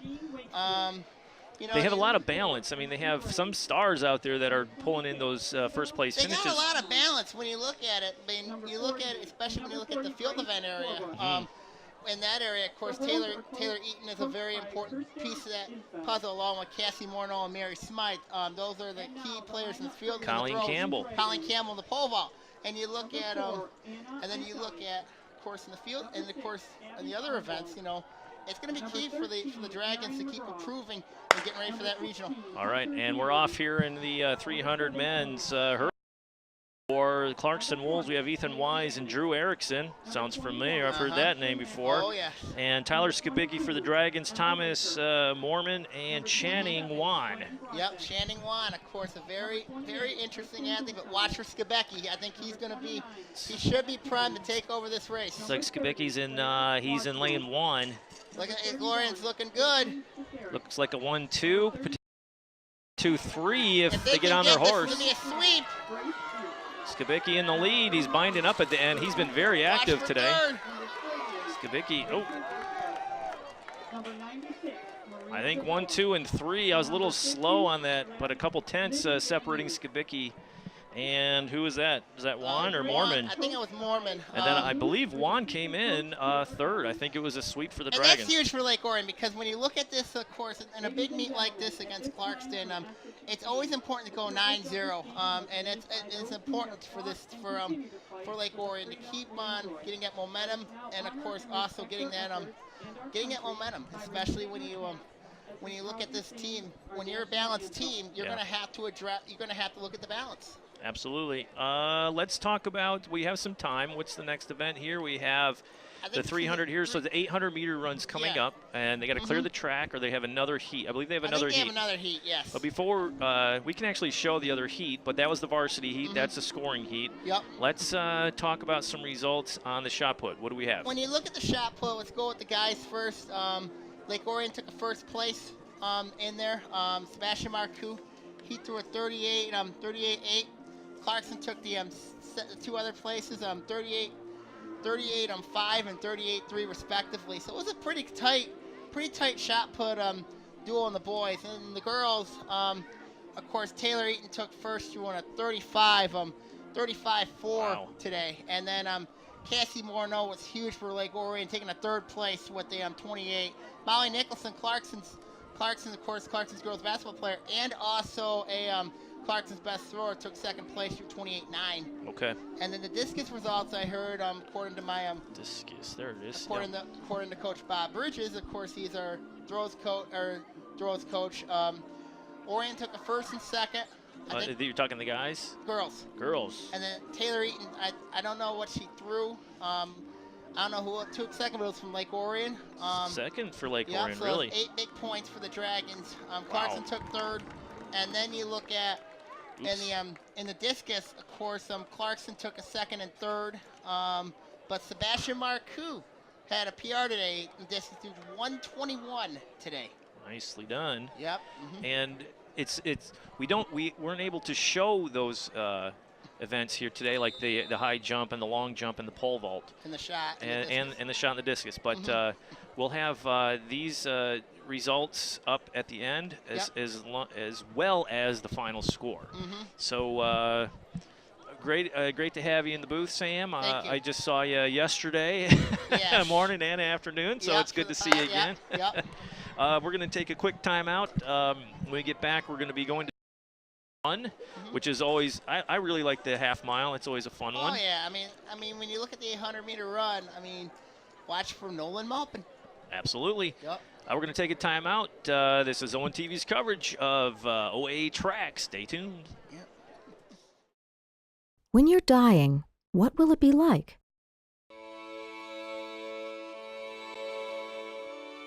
You think you may know until you see what hospice can do. Expert loving care that enables more cherished moments, more smiles, maybe one more dance. Turns out when you're dying, there's more living to do. These families discovered what hospice is. See what's possible at momentsoflife.org. All right, we're back after that break. Looks like the hurdles have been removed from the track. We're moving on to the 800-meter run. 4 competitors for Clarkston, and it's the usual suspects. Do we need to say their names again, Sam? Ferguson sisters and Dalrymple, of course. You look at those; they're great athletes when you look at it, and they're also very young too. When you look sophomores, all of them. All of them are sophomores. When you look at that situation, that's very interesting because I know Clarkston's coaches have really done well, disciplined with their distance. Absolutely, and all that. And they have more coming up. We're seeing even in the middle school ranks, they still have consistent finishers. They have one I know for sure. I mean, they have one for sure I know, but you know, they've been in the middle school county ranks. I mean, like especially the Clarkston Junior High. Not sure as much with Sashaba, but when you look at that's their 7th grade team. But once they get them into the junior high, they seem to develop them. Yeah, I mean, like, I think that's huge credit to Kevin Breen and his staff for what he's done over there with Clarkston. All right, let's take a peek at the Dragons' top 3 or 4. So we're looking at Margaret Hastings, of course, going to DePaul next year, signing her letter of intent last week. Melissa O'Leary, the freshman. Delaney Rogers, also a freshman in the 3rd slot. Lindsay Thalen, a sophomore. Sophia Bohannon, a freshman. Liberty Mason. I had a lot of these Abby kids. Locke, a freshman, Locke, and Adele Barrett. I'll be honest with you. Adele is a sophomore. I think, you know, I'm curious to see what the development of Abby Locke for the next few years, because I think Abby Locke could be a very underrated runner. I think she's an underrated athlete, in my opinion. Well, I'm not being full disclosure, she's my daughter, so. Well, actually, I'm being honest. I'm actually being honest. Hey, be honest. I'm being honest. I think I'm trying to be impartial. I know, but you know, but when you look at it here, Clarkston. I mean, like you look at Lake Orion's distance. Yeah. You know, bright They're future improving. ahead of them. Absolutely. They're improving. They're getting better. I mean, Dave Hudson's done a really nice job with the distance program. Of course, you know, I think he's done a really nice job. With that growth program. And I mean, you know about the legend of Stand Forward. Absolutely, and we're looking at I had the roster here, it's flown around, but you're looking, they only had what I think 9 seniors. Majority of this squad is freshmen and sophomores. And it's you look at it, loaded with sophomores. When you look at it, Clarkston's going to be very good. I think maybe for the next few seasons. When you look at this team, you know, Clarkston's strength is going to be their distance. Their heart and strength is the distance. That got them through regionals. I mean, it was their distance. They scored so many points. Got them in the regional, yes, but you know, when you look at the regional part there's of things, Hastings on the inside just as we go. She expect her to go out. Megan, yeah, but you know, can she hang with Dalrymple? You gotta, that's the question. You got to be careful. Not if you're right now, you're basically doing all the work. Whereas you look at Clarkston's 3, they're keeping close pace together. They're letting Hastings do the work, and that's sometimes it's not a good omen. And the impressive thing too with the Clarkston 3, call them the 3-headed monster in the pregame, is that you can tell they train together, and they train together. They train together. They've done. I know that winter conditioning program that Breen does with them. You know, so cutting in now to the inside lane. I mean, I think Hastings going to have a very tough task right now.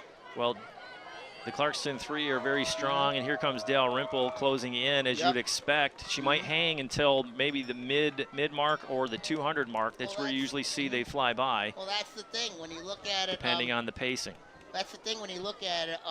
You know, it looks like Dalrymple's about to make her move. Clarkston's 3, very, very young. I mean, like as mentioned earlier. Let's look at the next batch for the Dragons. You have O'Leary, Yep. Bohannon, and Yep. And, you know, I think it's... with Delaney Rogers and Locke following. I think when you look at it, I think both teams... And there's Dalrymple making the move, and Ferguson on the 200, just like we predicted. If Lake Orion can somehow get third place, you know what I mean? I think that would be huge, because Hastie's going to have to hold it right now. She's going to have to make her move right now. Looks like she's... If she can get a third, this is going to be huge for Lake Orion. You know, so this is going to be interesting because here comes Dalrymple in a long stride. She runs in the teens. Ferguson outside. It looks like Hastings is going to hang on. Let's see here at the finish. We'll try to get some splits going here. Dalrymple, Ferguson. Took first, yep. Ferguson. Hastings should have third. That's huge for Lake Orion, I'll tell you. And there you go. There's your scoring. Because I'll tell here comes O'Leary, Bohannon, and Thalen. Watch out for Bohannon. I think Delaney, nice strong kick at the end. Yep. And Abby Locke coming in. This Lake Orion group is a very young distance group, but when you look at I think the future is bright for this team. Well, let's talk 2:18 is the unofficial for which is a stellar time. I mean, there's not many running in the teens in Oakland County. You've got maybe a handful, right? Yeah, 4. here's the thing though with Clarkston. I mean, you look at Clarkston with them. Dalrymple and the Fergusons, they train together. They work in the I mean, they work a lot in the winter. Of course, you look at, they compete together in national tournaments. I mean, like, you know, when you look at it from that perspective, you know, that's why they're balanced. They're well conditioned. They're well trained. They get into tournaments together. I mean, like, this is a well-rounded threesome crew over there at Clarkston. Absolutely, and it's fun to watch. I mean, even going back to the middle school times, you know, you know, it's just last year, right? Yeah. For me, anyway. Oh, yeah. And watching them, you go, wow, you know, the talent in Oakland County as a whole and the middle school level, and now you're looking, I mean, distance runners in Oakland County are some of the best in the nation. Oh, yeah. I mean, they're Division I all over the place. I mean, they're going to top programs. You look at teams that are in this area. You look at, of course, with the Clarkston district with Clarkston, Sasheville. You look at Lake Orion, their school district with Scripps, Walden, Oakview. I mean, like, you got 3 very good coaches that train them very well when you look at them. When you look at Lake Orion at Scripps, of course, with Coach Jim Stoof. Yep. You look at Walden this year with Paul Caritas, and then you look at Oakview with Carl Zukowski. I mean, those 3 coaches have done a really magnificent job building the programs up this year, especially for not only this year but also in the future. I think Lake Orion track and field, bright future ahead of them. Absolutely. And here's the 800 men getting ready to go. For Lake Orion, we have Jack Everts, Nolan Maupin, Hernandez. And Hernandez. I'm curious to see how Jack Everts does. Me too. He had the relay. He did a nice job, and you know, that long stride and his kick from the 200 in was something to see. Especially because you're going to need him. I'm not sure if he's doing the 3200 or not, but you're going to need him eventually when he gets into later meets, especially in this type of meet where Clarkston is a they're a good team. There's no doubt. Clarkston's a very good team. And for the Wolves, running in their top 2 varsity slots is Ethan Wise and Drew Erickson. How many are there? Or Erskine, excuse me, Erskine. You're thinking about Nolan Erickson from I know, Clarkston, man. You know, and then you had him. Erskine. You know, so basically. And Erskine was the calling Erickson. Very good hurdler there too. I mean, like Clarkston. You know, they're going to be there in the long. They're going to be there. Both their boys and girls. They're going to be there. All right, here we go. Everts and Maupin. Did he shuffle the lineup? I know one thing. Some of these guys look a lot alike in their stride. You can tell they've been together a long time. Oh, yeah. I mean, Everts just has the legs, and is that? That's Maupin. That's Nolan Maupin. That's Maupin. Yep. He and Jarvis look very similar in their gait. They're both very similar in their game, but you know, when I look at a guy like Nolan Maupin, Wise, is that Wise for the Wolves? When I look at a guy like Nolan Maupin's a guy to keep an eye on in the future. I think he's only a sophomore. So when you look at Nolan 103 on that. That first 400. It's going to be interesting because I think Maupin and if Jack Everts can make a move here, I think he could do some damage. Yeah, and we'll see if Wise, if that's Wise. There's no names on the jersey, so we're assuming he's listed number 1 on the sheet. So it's next. Between Malpin and Wise, it looks like Clarkston making a move on Everts. Nah, yeah, Everts is binding up here. Maybe he's roping him in. Who knows? I don't know. I don't know. Okay, Lake Orion makes a move here at the Malpin. 200. What does he have? Here comes Malpin. He's got to make that move. Got to see his energy level at the 100. It's looking like Clarkston's closing slightly. Wise closing slightly. Everts got to make a move He's got now the, for third. He's got the grimace. There goes Nolan. There goes Malpin. There's Everts. There goes, yep. Malpin's about to take first. Nicely done by Malpin. Everts still hanging in there. I think Everts will take a third, and I think that's going to be very huge for Lake Orion at 6'3". First place in track and field 5 points. Second place is 3, and third is 1 point. 203 for Malpin, 204 for Wise. I believe it's Wise, we're assuming, and 209 for Everts. Nicely done by the Dragon boys to go 1-3. Oh, yeah. Get my tally sheet out here. Keeping track at home. 1-3, that's 6 points for that. Yep. 3 for the Wolves. Yep. And that's about it for the guys. They're still coming in. Nicely done. Yep. Nice hard work. A big contingent of runners here. Well, Lake Orion, we know, has been really, their distance has always been very good. When you look at the Dragons, yep. Of course, Stan Ford, legendary coach here, has done a magnificent job with this program.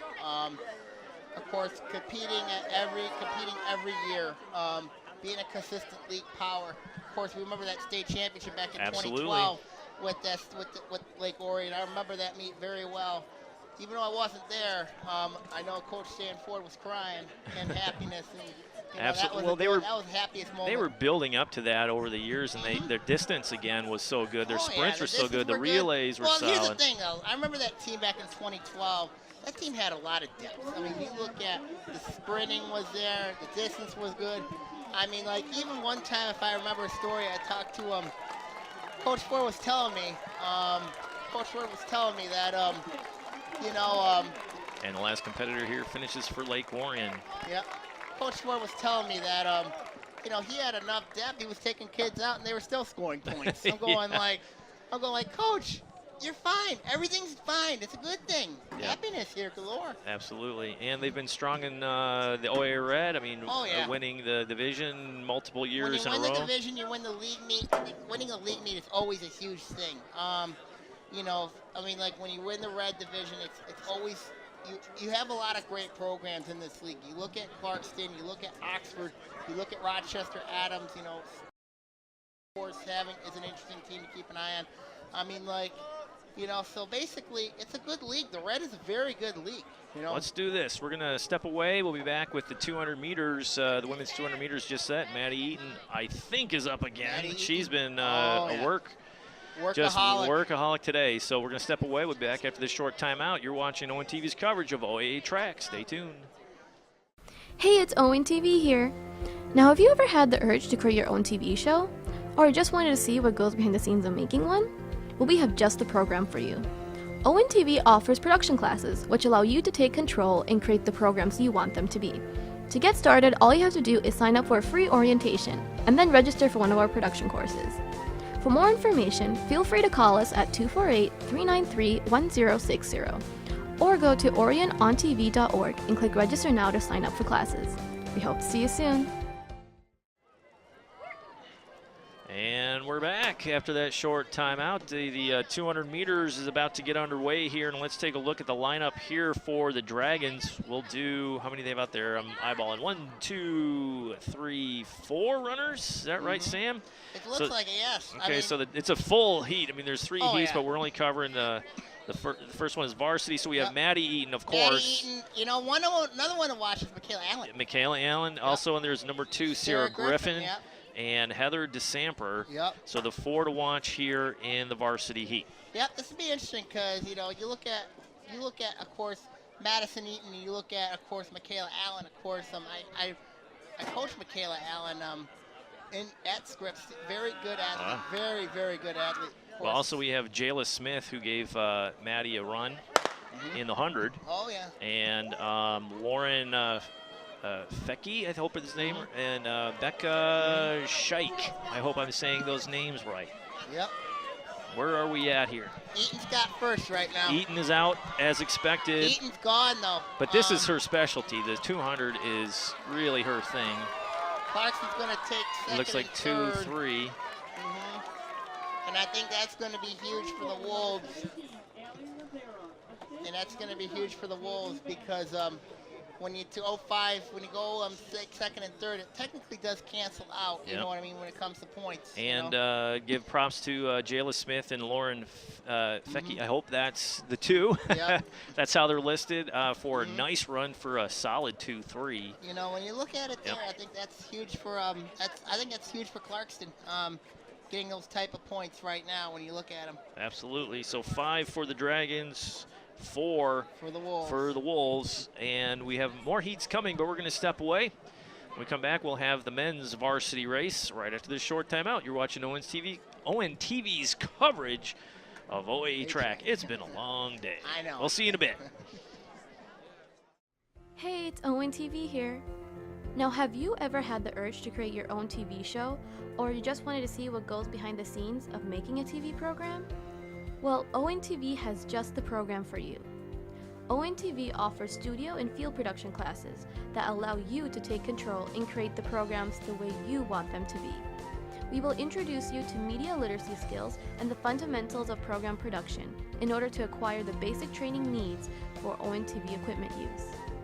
To get started, all you have to do is sign up for a free ONTV orientation where you will learn all about ONTV and all the opportunities available to our volunteers, as well as meet the ONTV staff and take a tour of our facility. After that, you can register for one of our production courses. Both the studio and field production courses are only $10 for Lake Orion residents and $25 for non-residents. For more information about ONTV's production classes, feel free to call us at 248-393-1060 or go to orionontv.org and click register now to sign up for classes. We hope to see you soon. And welcome back to Dragon Stadium. It's the Clarkston Wolves visiting the hometown Dragons. And we do have a scoring update. Right, Sam? What do we see here? Looks like Lake hot, Orion is hot off the presses. We have the girls are up 65-49. shocking. And the boys are 69-36. Now, that to me was not much of a surprise, but the girls' one is shocking because it is. when you look at it here, Clarkston, and I think that's how Adams got Clarkston, was when, was the field events. You know, when you look at Clarkston in the field events, I mean, Clarkston, they're a little bit down in that area. When you look at the shot put, of course, Molly Nicholson, of course, but she's just one thrower. I mean, she's one thrower. There's a lot that one person can't control, for the whole team. But Lake Orion. I mean, we didn't even hear the results of the long jump and the high jump. Lake Orion in the field events right now is looking. Lake Orion in the field events looking like right now being the difference. All right, so the 200 is about to get underway here in the varsity heat for the boys. For Clarkston, we have Grant Teffler, Max Slater, and Spencer Leonardson. Leonardson. Yeah. I know Leonardson from his days when he played football for Coach Kurt Richardson over there at Clarkston. He's a good athlete. And Dallas Cleary, Chris Wilson, and Justin Frazier. Frazier was a shot putter for me. Chris Wilson as well. So both former throwers of mine. I got a lot of interest here. And we're underway.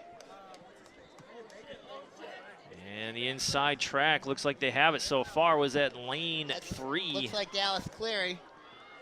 Cleary is moving. Yeah, looks like. I don't have Cleary looks like Cleary in the lead. Dragons could go 1-3. Or is he closing? 1-3. And that's where they go. 1-3. Let's go, ladies! And that's 1-3. That was a close race. We're talking 4/10 between first and second, unofficial, of course. So the Dragons go. They take the W.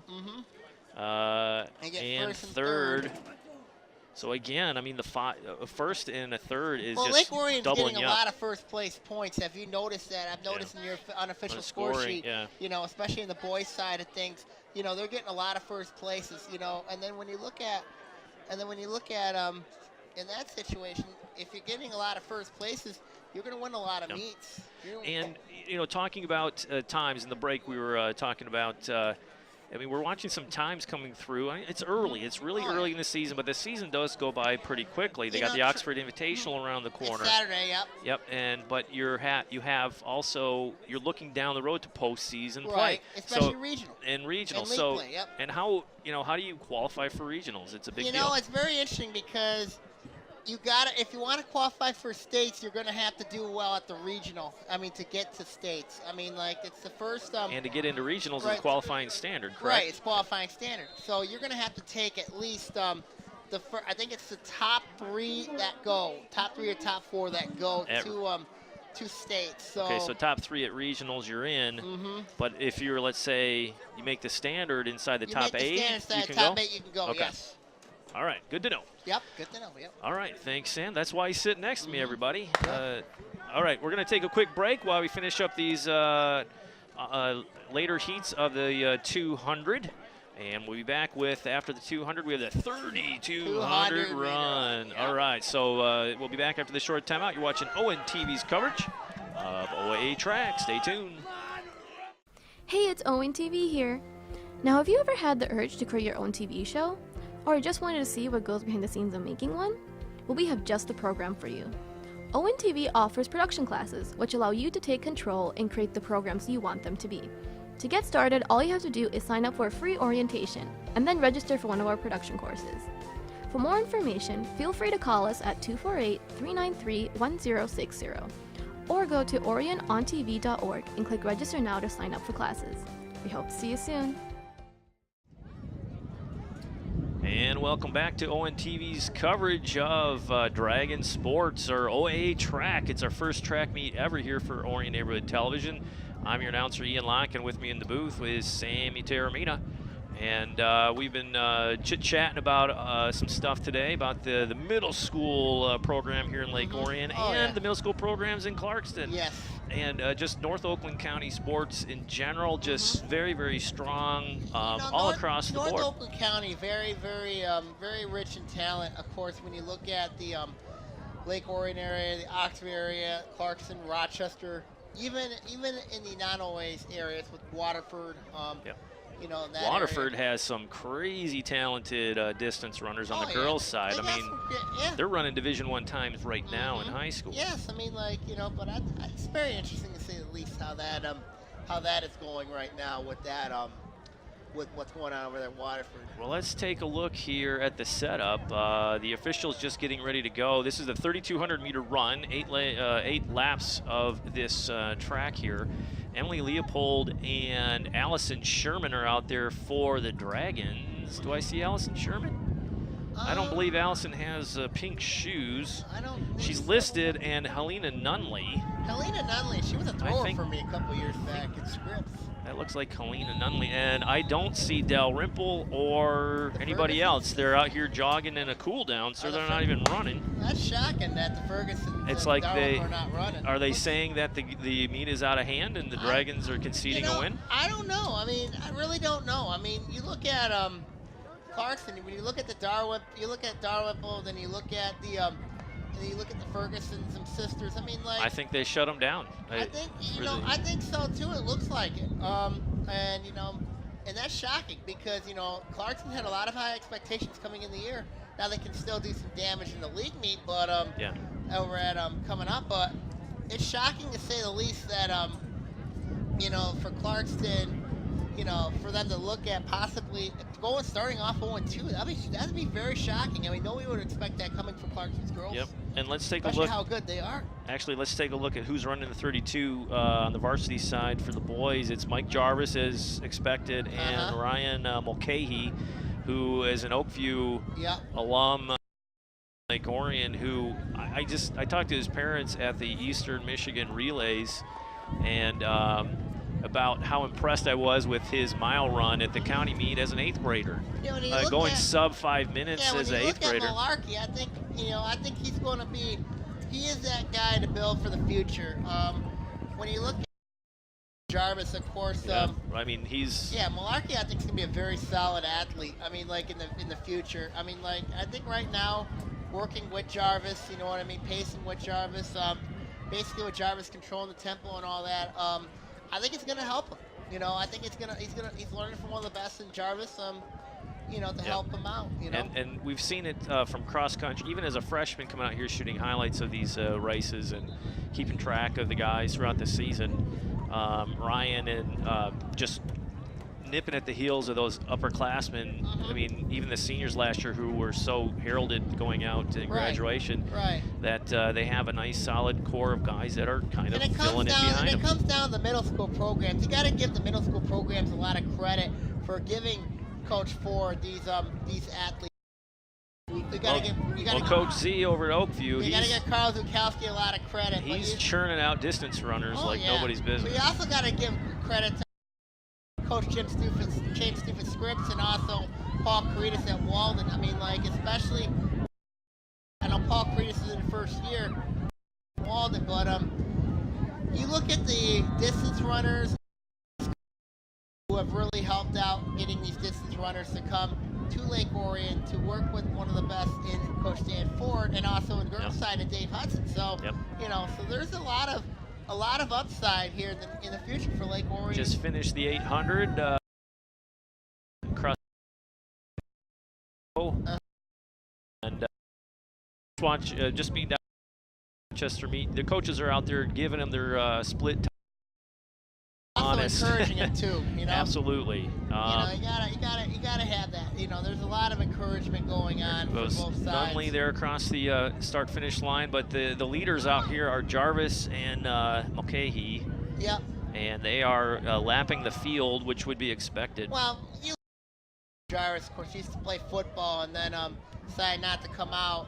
Just focus on cross country and track. And it paid off. I mean, look at the state meet. Yeah. Scholarship coming up. Kelly? And you have Mulcahy right behind them. I mean, like, those two, I think that, especially with the change of the guard, you're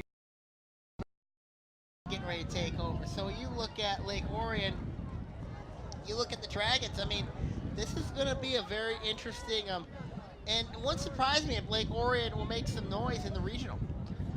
Well, that's obviously with Stan Ford, that's what is expected. It is expected, but the field, though, is going to be very tough for the boys. When you look at Orchard Lake, St. Mary's, and Grand Blanc in that regional, of course, Grand Blanc, very powerful. And also Orchard Lake, St. Mary's, of course, coming up from D2 to D1. So that's going to be a very, and you still have some good teams in there. You got West Bloomfield. Romeo came out of nowhere last year, did some damage. I mean, like, and then you have Utica Eisenhower. I mean, like. Last year, Romeo out of nowhere, but it carried over into the cross-country season. Carried over, and Romeo, their state meet qualifiers. Yeah, that's why. I mean, that's why Romeo is a team that came out of nowhere. And the boys, you know, that's a team to keep an eye on in the regional.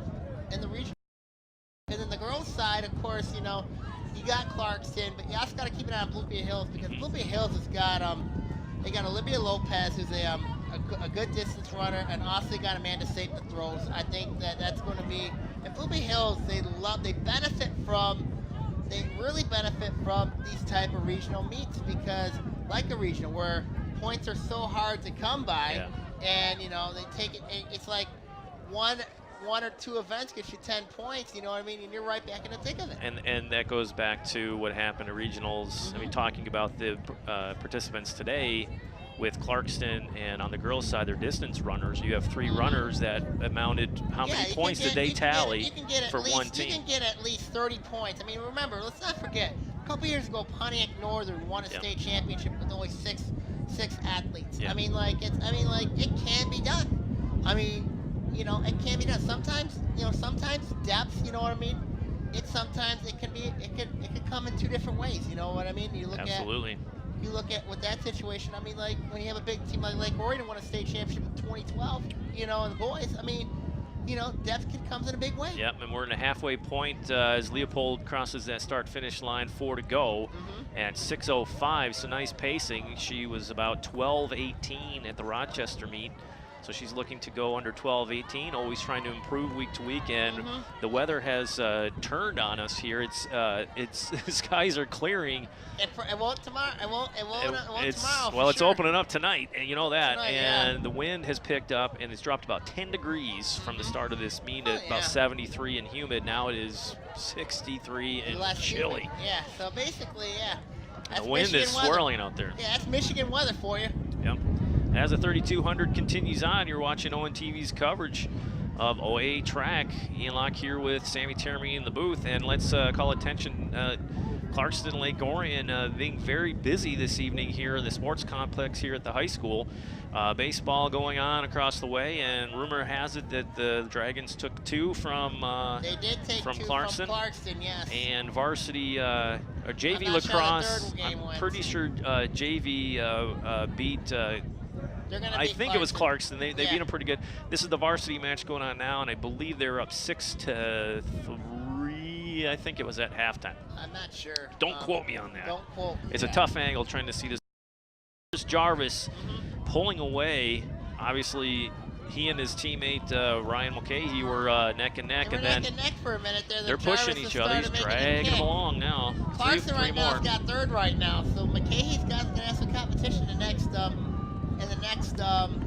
pretty much next 20 meters. Well, looking at the time, it looks like 800 left for Jarvis, because he's way ahead of the field, and it gets kind of confusing. It looks like a lot happening. You got guys mixed up, lapping each other, and each competitor has to keep track of where they're at in their count.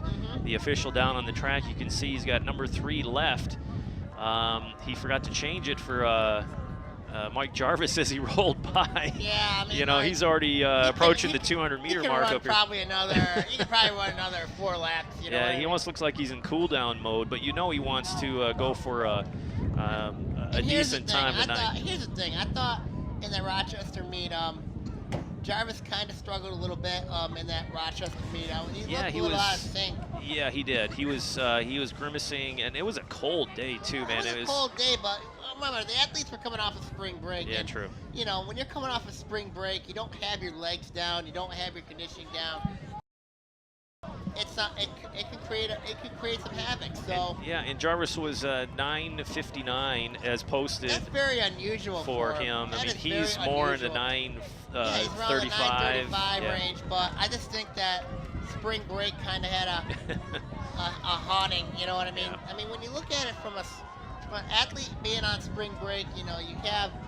I mean, there's some that do go out and train, work hard. There's others that are just on vacation, just going, having a good time and all that. That's absolutely right. You just gotta be careful of that. Well, Mulcahy, he was 10:13.8 at in the Rochester meet just a week ago, and I'm trying to dig up some times here for 32 for the guys.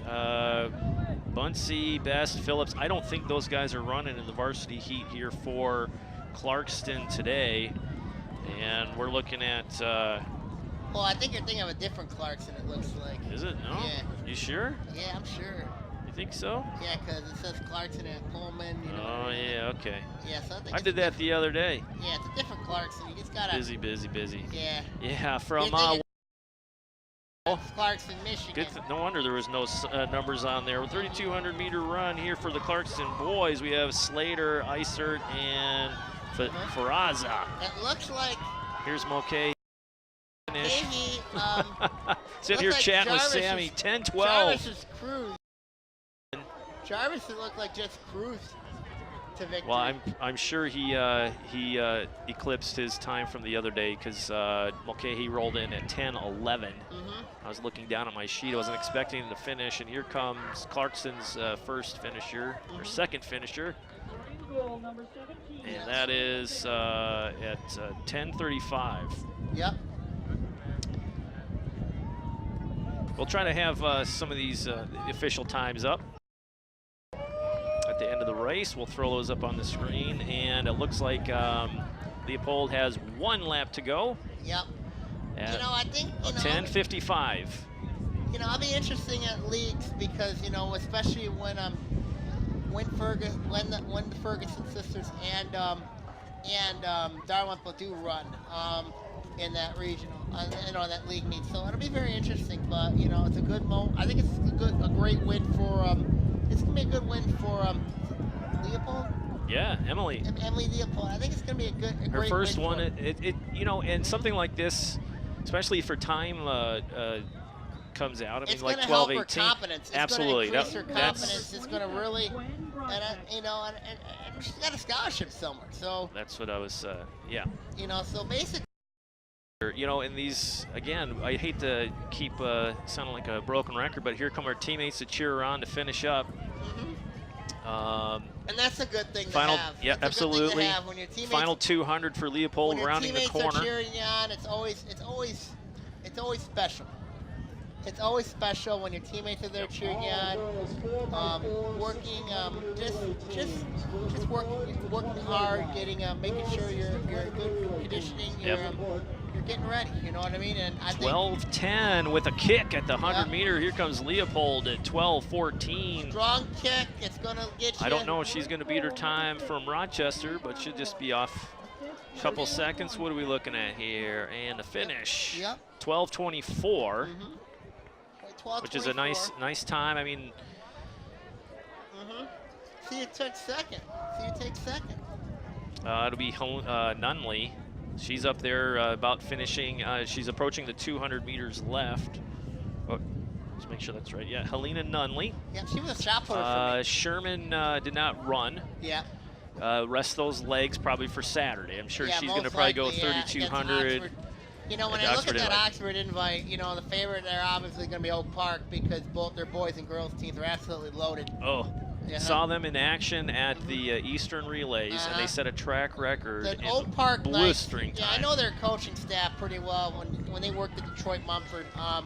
Oak Park really, I mean, like they run an AU type of program over there at Oak Park. Basically, you know, when you look at the strength of their team, it's their sprints, their mid-distance. You know, there's a weakness in Oak Park. I think it's their field events. I know one thing. Oak Park threw out a guy in the 32 that was flying. I mean, it was. That's the thing. Oak Park's not your typical. They're not your typical like distance power. I mean, like ever since Giles came over there and took over that team, I mean, Oak Park's been really rolling. Girls have won 3 straight state championships. Yeah. Last year won a state championship, and the boys. I mean, like, you know, it's something over there with Oak Park. I mean, like, all right, they've got some athletes. Yep, they do, and we're going to step away while this random competitors finish here, and we'll be back with the final event, the 4x400 relay. Stay tuned. You're watching ONTV's coverage of OAA track. Hey, it's ONTV here. Now, have you ever had the urge to create your own TV show, or you just wanted to see what goes behind the scenes of making a TV program? Well, ONTV has just the program for you. ONTV offers studio and field production classes that allow you to take control and create the programs the way you want them to be. We will introduce you to media literacy skills and the fundamentals of program production in order to acquire the basic training needs for ONTV equipment use. To get started, all you have to do is sign up for a free ONTV orientation, where you will learn all about ONTV and all the opportunities available to our volunteers, as well as meet the ONTV staff and take a tour of our facility. After that, you can register for one of our production courses. Both the studio and field production courses are only $10 for Lake Orion residents and $25 for non-residents. For more information about ONTV's production classes, feel free to call us at 248-393-1060 or go to orionontv.org and click Register Now to sign up for classes. We hope to see you soon.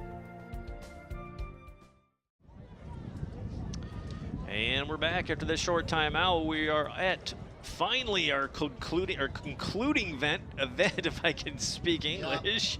It's been a long day. it's been a long 4 hours up here. Yeah. The 4x400 relay. Look at me. I mean, I'm coming off of a track practice over at Scripps. You know what I mean? That's true, and I want to thank you, Sam, for stopping in today. It's always a pleasure, and we'll have you back again, and we'll hopefully do more of these events. And long-time volunteer at ONTV, and if you're interested in volunteering at ONTV, just give us a call at 248-393-1060. Classes are enrolling now.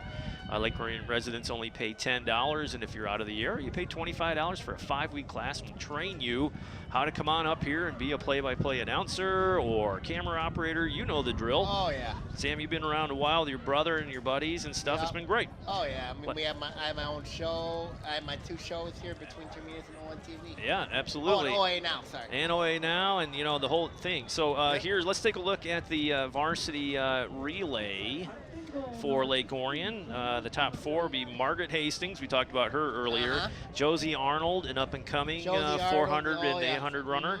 And then she's a sophomore. Rachel Mahoney. I hope I'm saying her name. And Lindsay Thalen back out on the track for the green and white. She always does a nice job. She's one of those real gritty, tough runners that just doesn't seem to get tired, or she doesn't look tired. I know she's getting tired, but she doesn't seem to get tired. I mean, like, you know, that's what it is. You gotta be dedicated to training and all. Absolutely. Let's take a look at the 400 varsity relay for Clarkston. We have, is it Alice Erickson? Okay. No, yeah, I remember that name rings a bell. Yeah. Nolan Erickson, Ian Erickson's little sister. Yeah, and athletes abound in that family. Yep. Emily Ferguson, we've heard of her name. Shay Harbaugh and Mia Patria.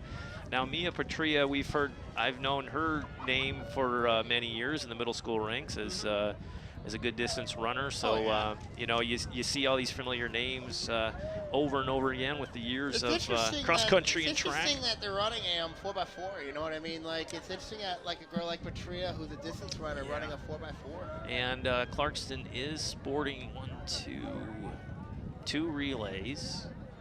It looks like so, and it does look like Ferguson's out there. Yes. We did not see any of the Ferguson sisters or Dalrymple in the 32.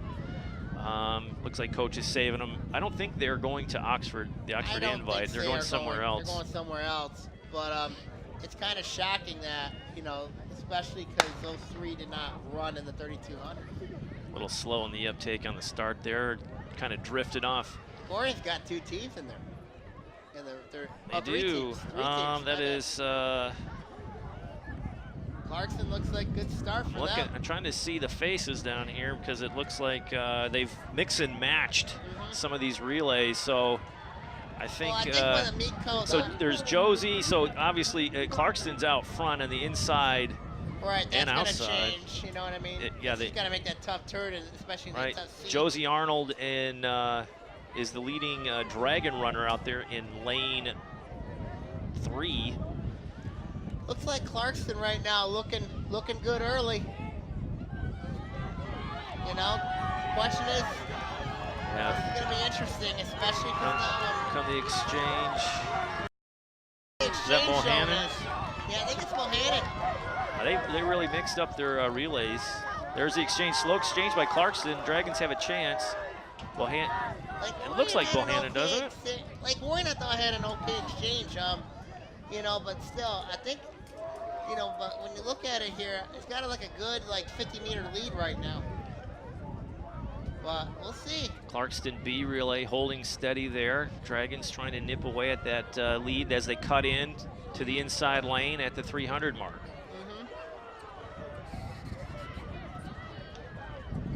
When you look at it from this perspective, I mean, like Ferguson is expected as taking it out. Yeah, Ferguson is. You know, when you look at it here, I'm surprised that Ferguson's running a 4x4. Actually, I am because she's normally a distance runner. That's true, but sometimes you get a shot to try something new, and you never know. That might be a way to score some points down the road if you're going to go 1-3 or whatever. Ferguson looking very strong is indeed Shay Harbaugh. They shuffled him up. Because she's handing off to her sister. That's another Ferguson. That is not a Harbaugh. Mallory Ferguson. Yeah. So all these relays have been shuffled, I believe, due to the score. Yeah, I think it's because of the score. You know what I mean? It's shocking. You know, Where's the Dragon? Here comes the Dragon. Brianna Skibicki will be getting the baton next. Nice exchange there by the Dragon A squad. It looks like Ferguson or right the now. Dragon B squad, excuse me. Well, so who can you ID? Can you ID our four? I think it looks like it's Destiny. I'm not sure. Yeah, they're all kind of jumbled up. Yeah, they're jumbled up. It's a potpourri of runners in the finale here, and Dalrymple's down there. You know what they're doing? Yeah. I think you got. I don't know if that was Patria, but you have Dalrymple, the two Fergusons. I think they're looking to try to get a base time for a 4x4 with these. Right, and with I their think big when three. you look at it with their big three, Clarkston's gonna need their big three in the future because especially when you get into regional play and you get into especially Even in the final. Lead massively now. When you get into league play, get into regional play, I think when you look at it, Safe, Clarkston's gonna clean need their big handoff. three. They're going to need them if they're going to have any chance to do very well. Is that Destiny? And here is, no, I think it's Allen. There's Thalen, Lindsay Thalen, getting the baton now, the sophomore for Lake Orion. She's off, but a huge lead, and Dalrymple tearing it up, and we saw her in the 800 earlier, going a sub 220. As I mentioned, the Ferguson sisters, Dalrymple, they all train together. They go in the national tournaments together. They go and they compete cross country together. I mean, that's what I mean. Dragon's handoff to Leopold. She just got done with a 32, and now she's going to do a Punisher and a 400 back to back. That's brutal. Yeah, that's brutal. I mean, I know it's brutal. Was she late to practice or something? I don't know. I don't know. I really don't know. Probably not. Just maybe it's a cool down. Maybe it is. And here comes Dalrymple. We'll get the split here. Just over 4 minutes, which is a blistering time. And they're looking for qualifying times right now. They're looking for qualifying times right now. There's the winner at 4:11.25. That's shocking. Here come the Dragons. Thalen, nice, strong. It tells me I'm not being mean to Clarkston's team. Well, don't be mean, because this will air over there too. I know. Thalen, nicely done. 4:26.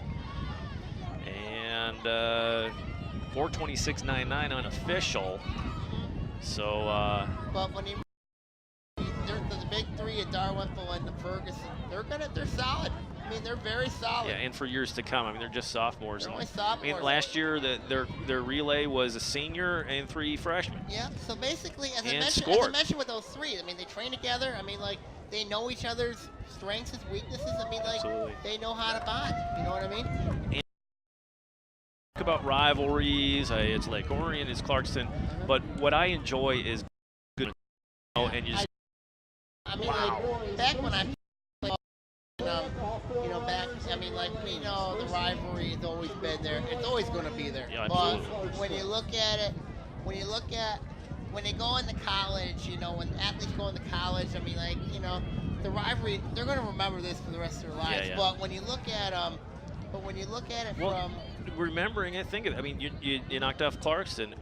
Going in, to be honest, I thought Clarkston had the edge on the girls' side. I'm shocked. Because, I was very confident in the guys. Even though in the girls, I was surprised that in the girls, I was very surprised that Clarkston's going to start 0-2 in league play. I mean, they lost to Adams at home the other night. I mean, the other day. I mean, so, it was shocking. I didn't even hear that. That was last week. That was last week. Yeah, they lost to Adams.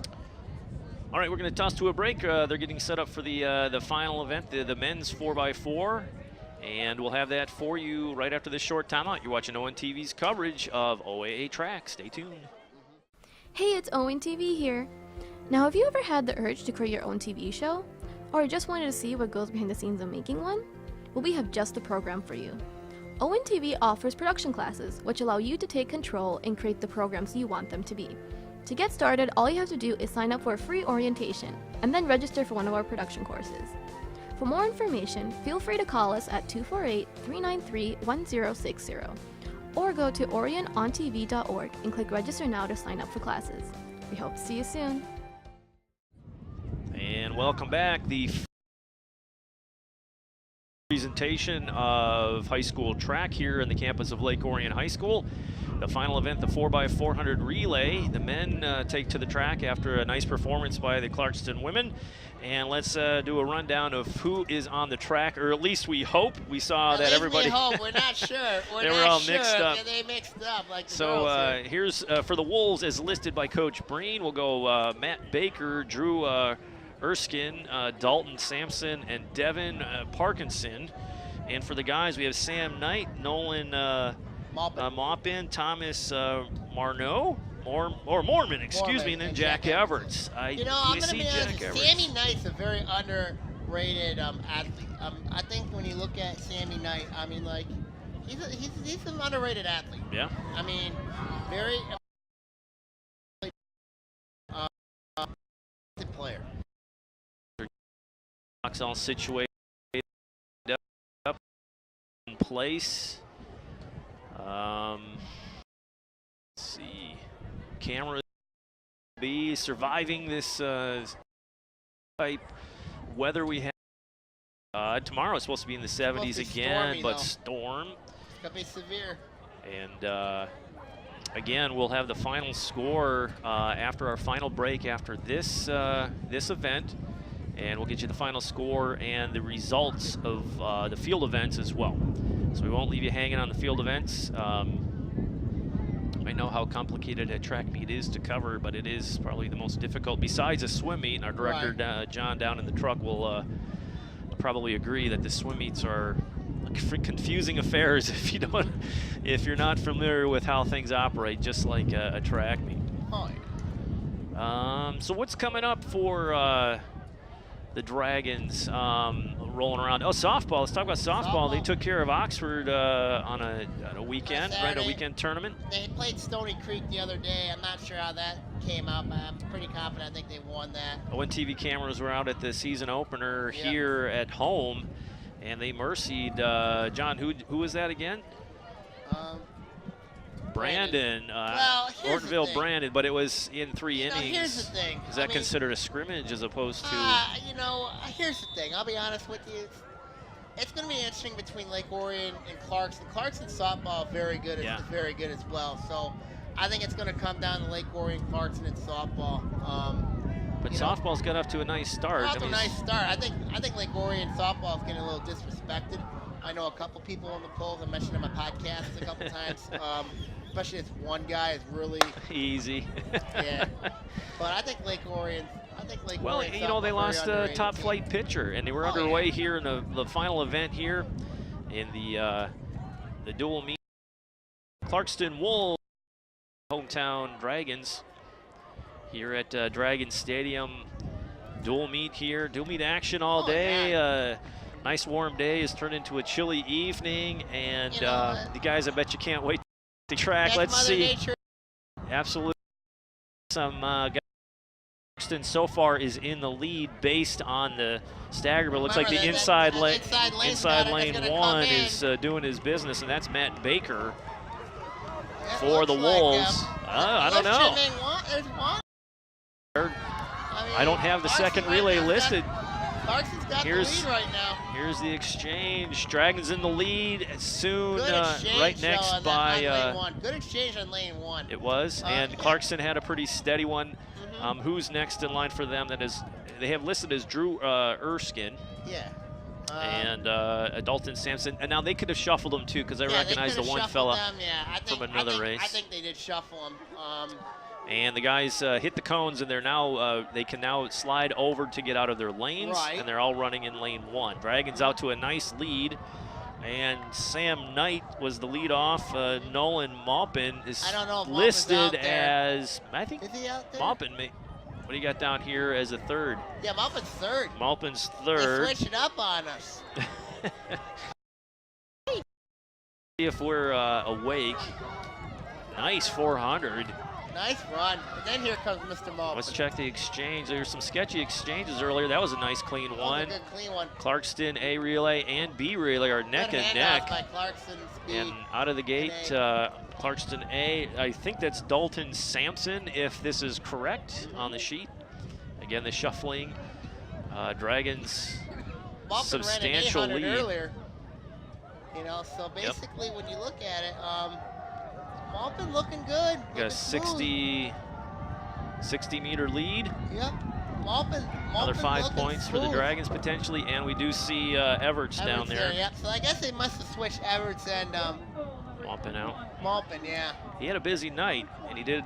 He had a really, I want to say quiet evening, but he did a nice job. Maupin is he's a good athlete. I didn't like Dragons that he looked back there, but look over the shoulder just to see where everybody is, and here's Noah Maupin's a great athlete. and Jack Everts gets the baton. A little delay on the Everts left slightly early, it looked like, but they'll get that in check as the season goes along. And Everts with those long legs is just stretching out the lead even more. But the Clarkston A relay, he's closing some ground. I think Everts has got to pick Devin it up Parkinson. a little bit here. If it's Parkinson, I mean, that's a tall order. We've seen it in the middle school ranks, but we're not going to see it on the guys in the high school. No.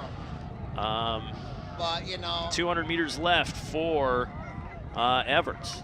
Yep, and I think, you know, it looks like, I don't know why. I mean, it feels like up here, Everts is slowing down a little bit. You better kick it up. You know, I think he's getting that.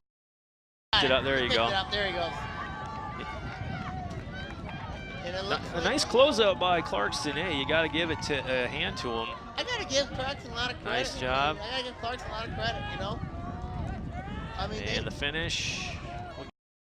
3:42.28 unofficial for Lake Orion on the W. And as the guys finish here. Yep, finish strong. Finish strong. Absolutely. And well, we survived the first track meet ever in ONTV's history. This is a tune-up for the regionals. We're hoping it's going to be held here at the Lake Orion High School on this very track like it was last year. We're going to try to have our cameras here, and this was our test run, and I think it went out pretty well. And thanks for joining me in the studio, Sam. Thank you real much. And we'll see you at the studio next week, I'm sure. Yeah. And keep up the hard work, coaching those kids up at Scripps and the throwing team, and we're expecting great things. We're gonna be solid. We're gonna be fine. Awesome. And we're gonna step away for our final break, and when we return, we'll have the final score of this meet, and before the final score, we're gonna have the results of all the field events. So you're watching ONTV's coverage of Dragon Sports and OAA Track. Stay tuned. We'll be right back. Hey, it's Owen TV here. Now, have you ever had the urge to create your own TV show? Or just wanted to see what goes behind the scenes of making one? Well, we have just the program for you. Owen TV offers production classes, which allow you to take control and create the programs you want them to be. To get started, all you have to do is sign up for a free orientation, and then register for one of our production courses. For more information, feel free to call us at 248-393-1060. Or go to orionontv.org and click register now to sign up for classes. We hope to see you soon. Welcome back to ONTV's coverage of our first track meet ever here at Clarkston and Lake Orion. You see the shot put results. Taylor Eaton, no surprise they're taking it. Sebastian Marcoux of Lake Orion taking the shot put. Pole vault, Colleen Campbell, again, her dominance, but also Sarah Griffin making her presence known. Here in the long jump, we have Colleen Campbell, is dominant all season long and will be throughout. And you can see the long jump on the guys' side. They sweep them 1, 2, 3. And in the high jump, Campbell, again, the all-around athlete, winning at 5 foot on the high jump. And then the guys, Clarkston's Hutchins takes that one. And the discus, Taylor Eaton, no surprise, again, dominant thrower, and she's signed with Western for next year. The senior dominates in the throwing events. And that was a close match, though. But the story of the night, the final score, Lake Orion boys take it 88-44. And on the women's side, the ladies win 73-54 in a shocker here at Dragon Stadium. The dominant Clarkston Wolves come into this this dual meet with the Lady Dragons, and I do believe, rumor has it, we heard some call-ups from the field that this is the first time in 20 years that the Lady Dragons have knocked off the Clarkston Wolves in dual meet competition. And it's a sign of things to come, possibly, as the Lady Dragons continue to progress through the season. The men, dominant performance again. with their output today. But I think the story of the night has been the girls varsity track squad and what they've done here against the Wolves of Clarkston on their home turf to close out this home stand, leaving here at 2-0 in dual meet action and on the road for the next 3 weeks. I believe up next they have Oxford on the road, followed by a couple invitationals, and ONTV will be on hand to capture some highlights of those, and you can see all the results here on Orion Neighborhood Television on Lake Orion Sports Update. Check your local listings at orionontv.org for the replay times that best fit your viewing schedule. I'm your announcer, Ian Locke. I want to thank you for tuning into this, and just a programming note, we're going to try, ONTV is, with the help of another access center here in Oakland County, to try to bring you the regional track finals on May 19th. It's an experiment that we're going to take a stab at, and we hope it comes off with success, but it's something we're going to try to bring to you. So anyway, that concludes the coverage here at Dragon Stadium. The Clarkston Wolves fall to Lake Orion. Both men's and women's tracks team victorious here on their home turf. We'll see you next time. Thank you for tuning in. Good night, everybody.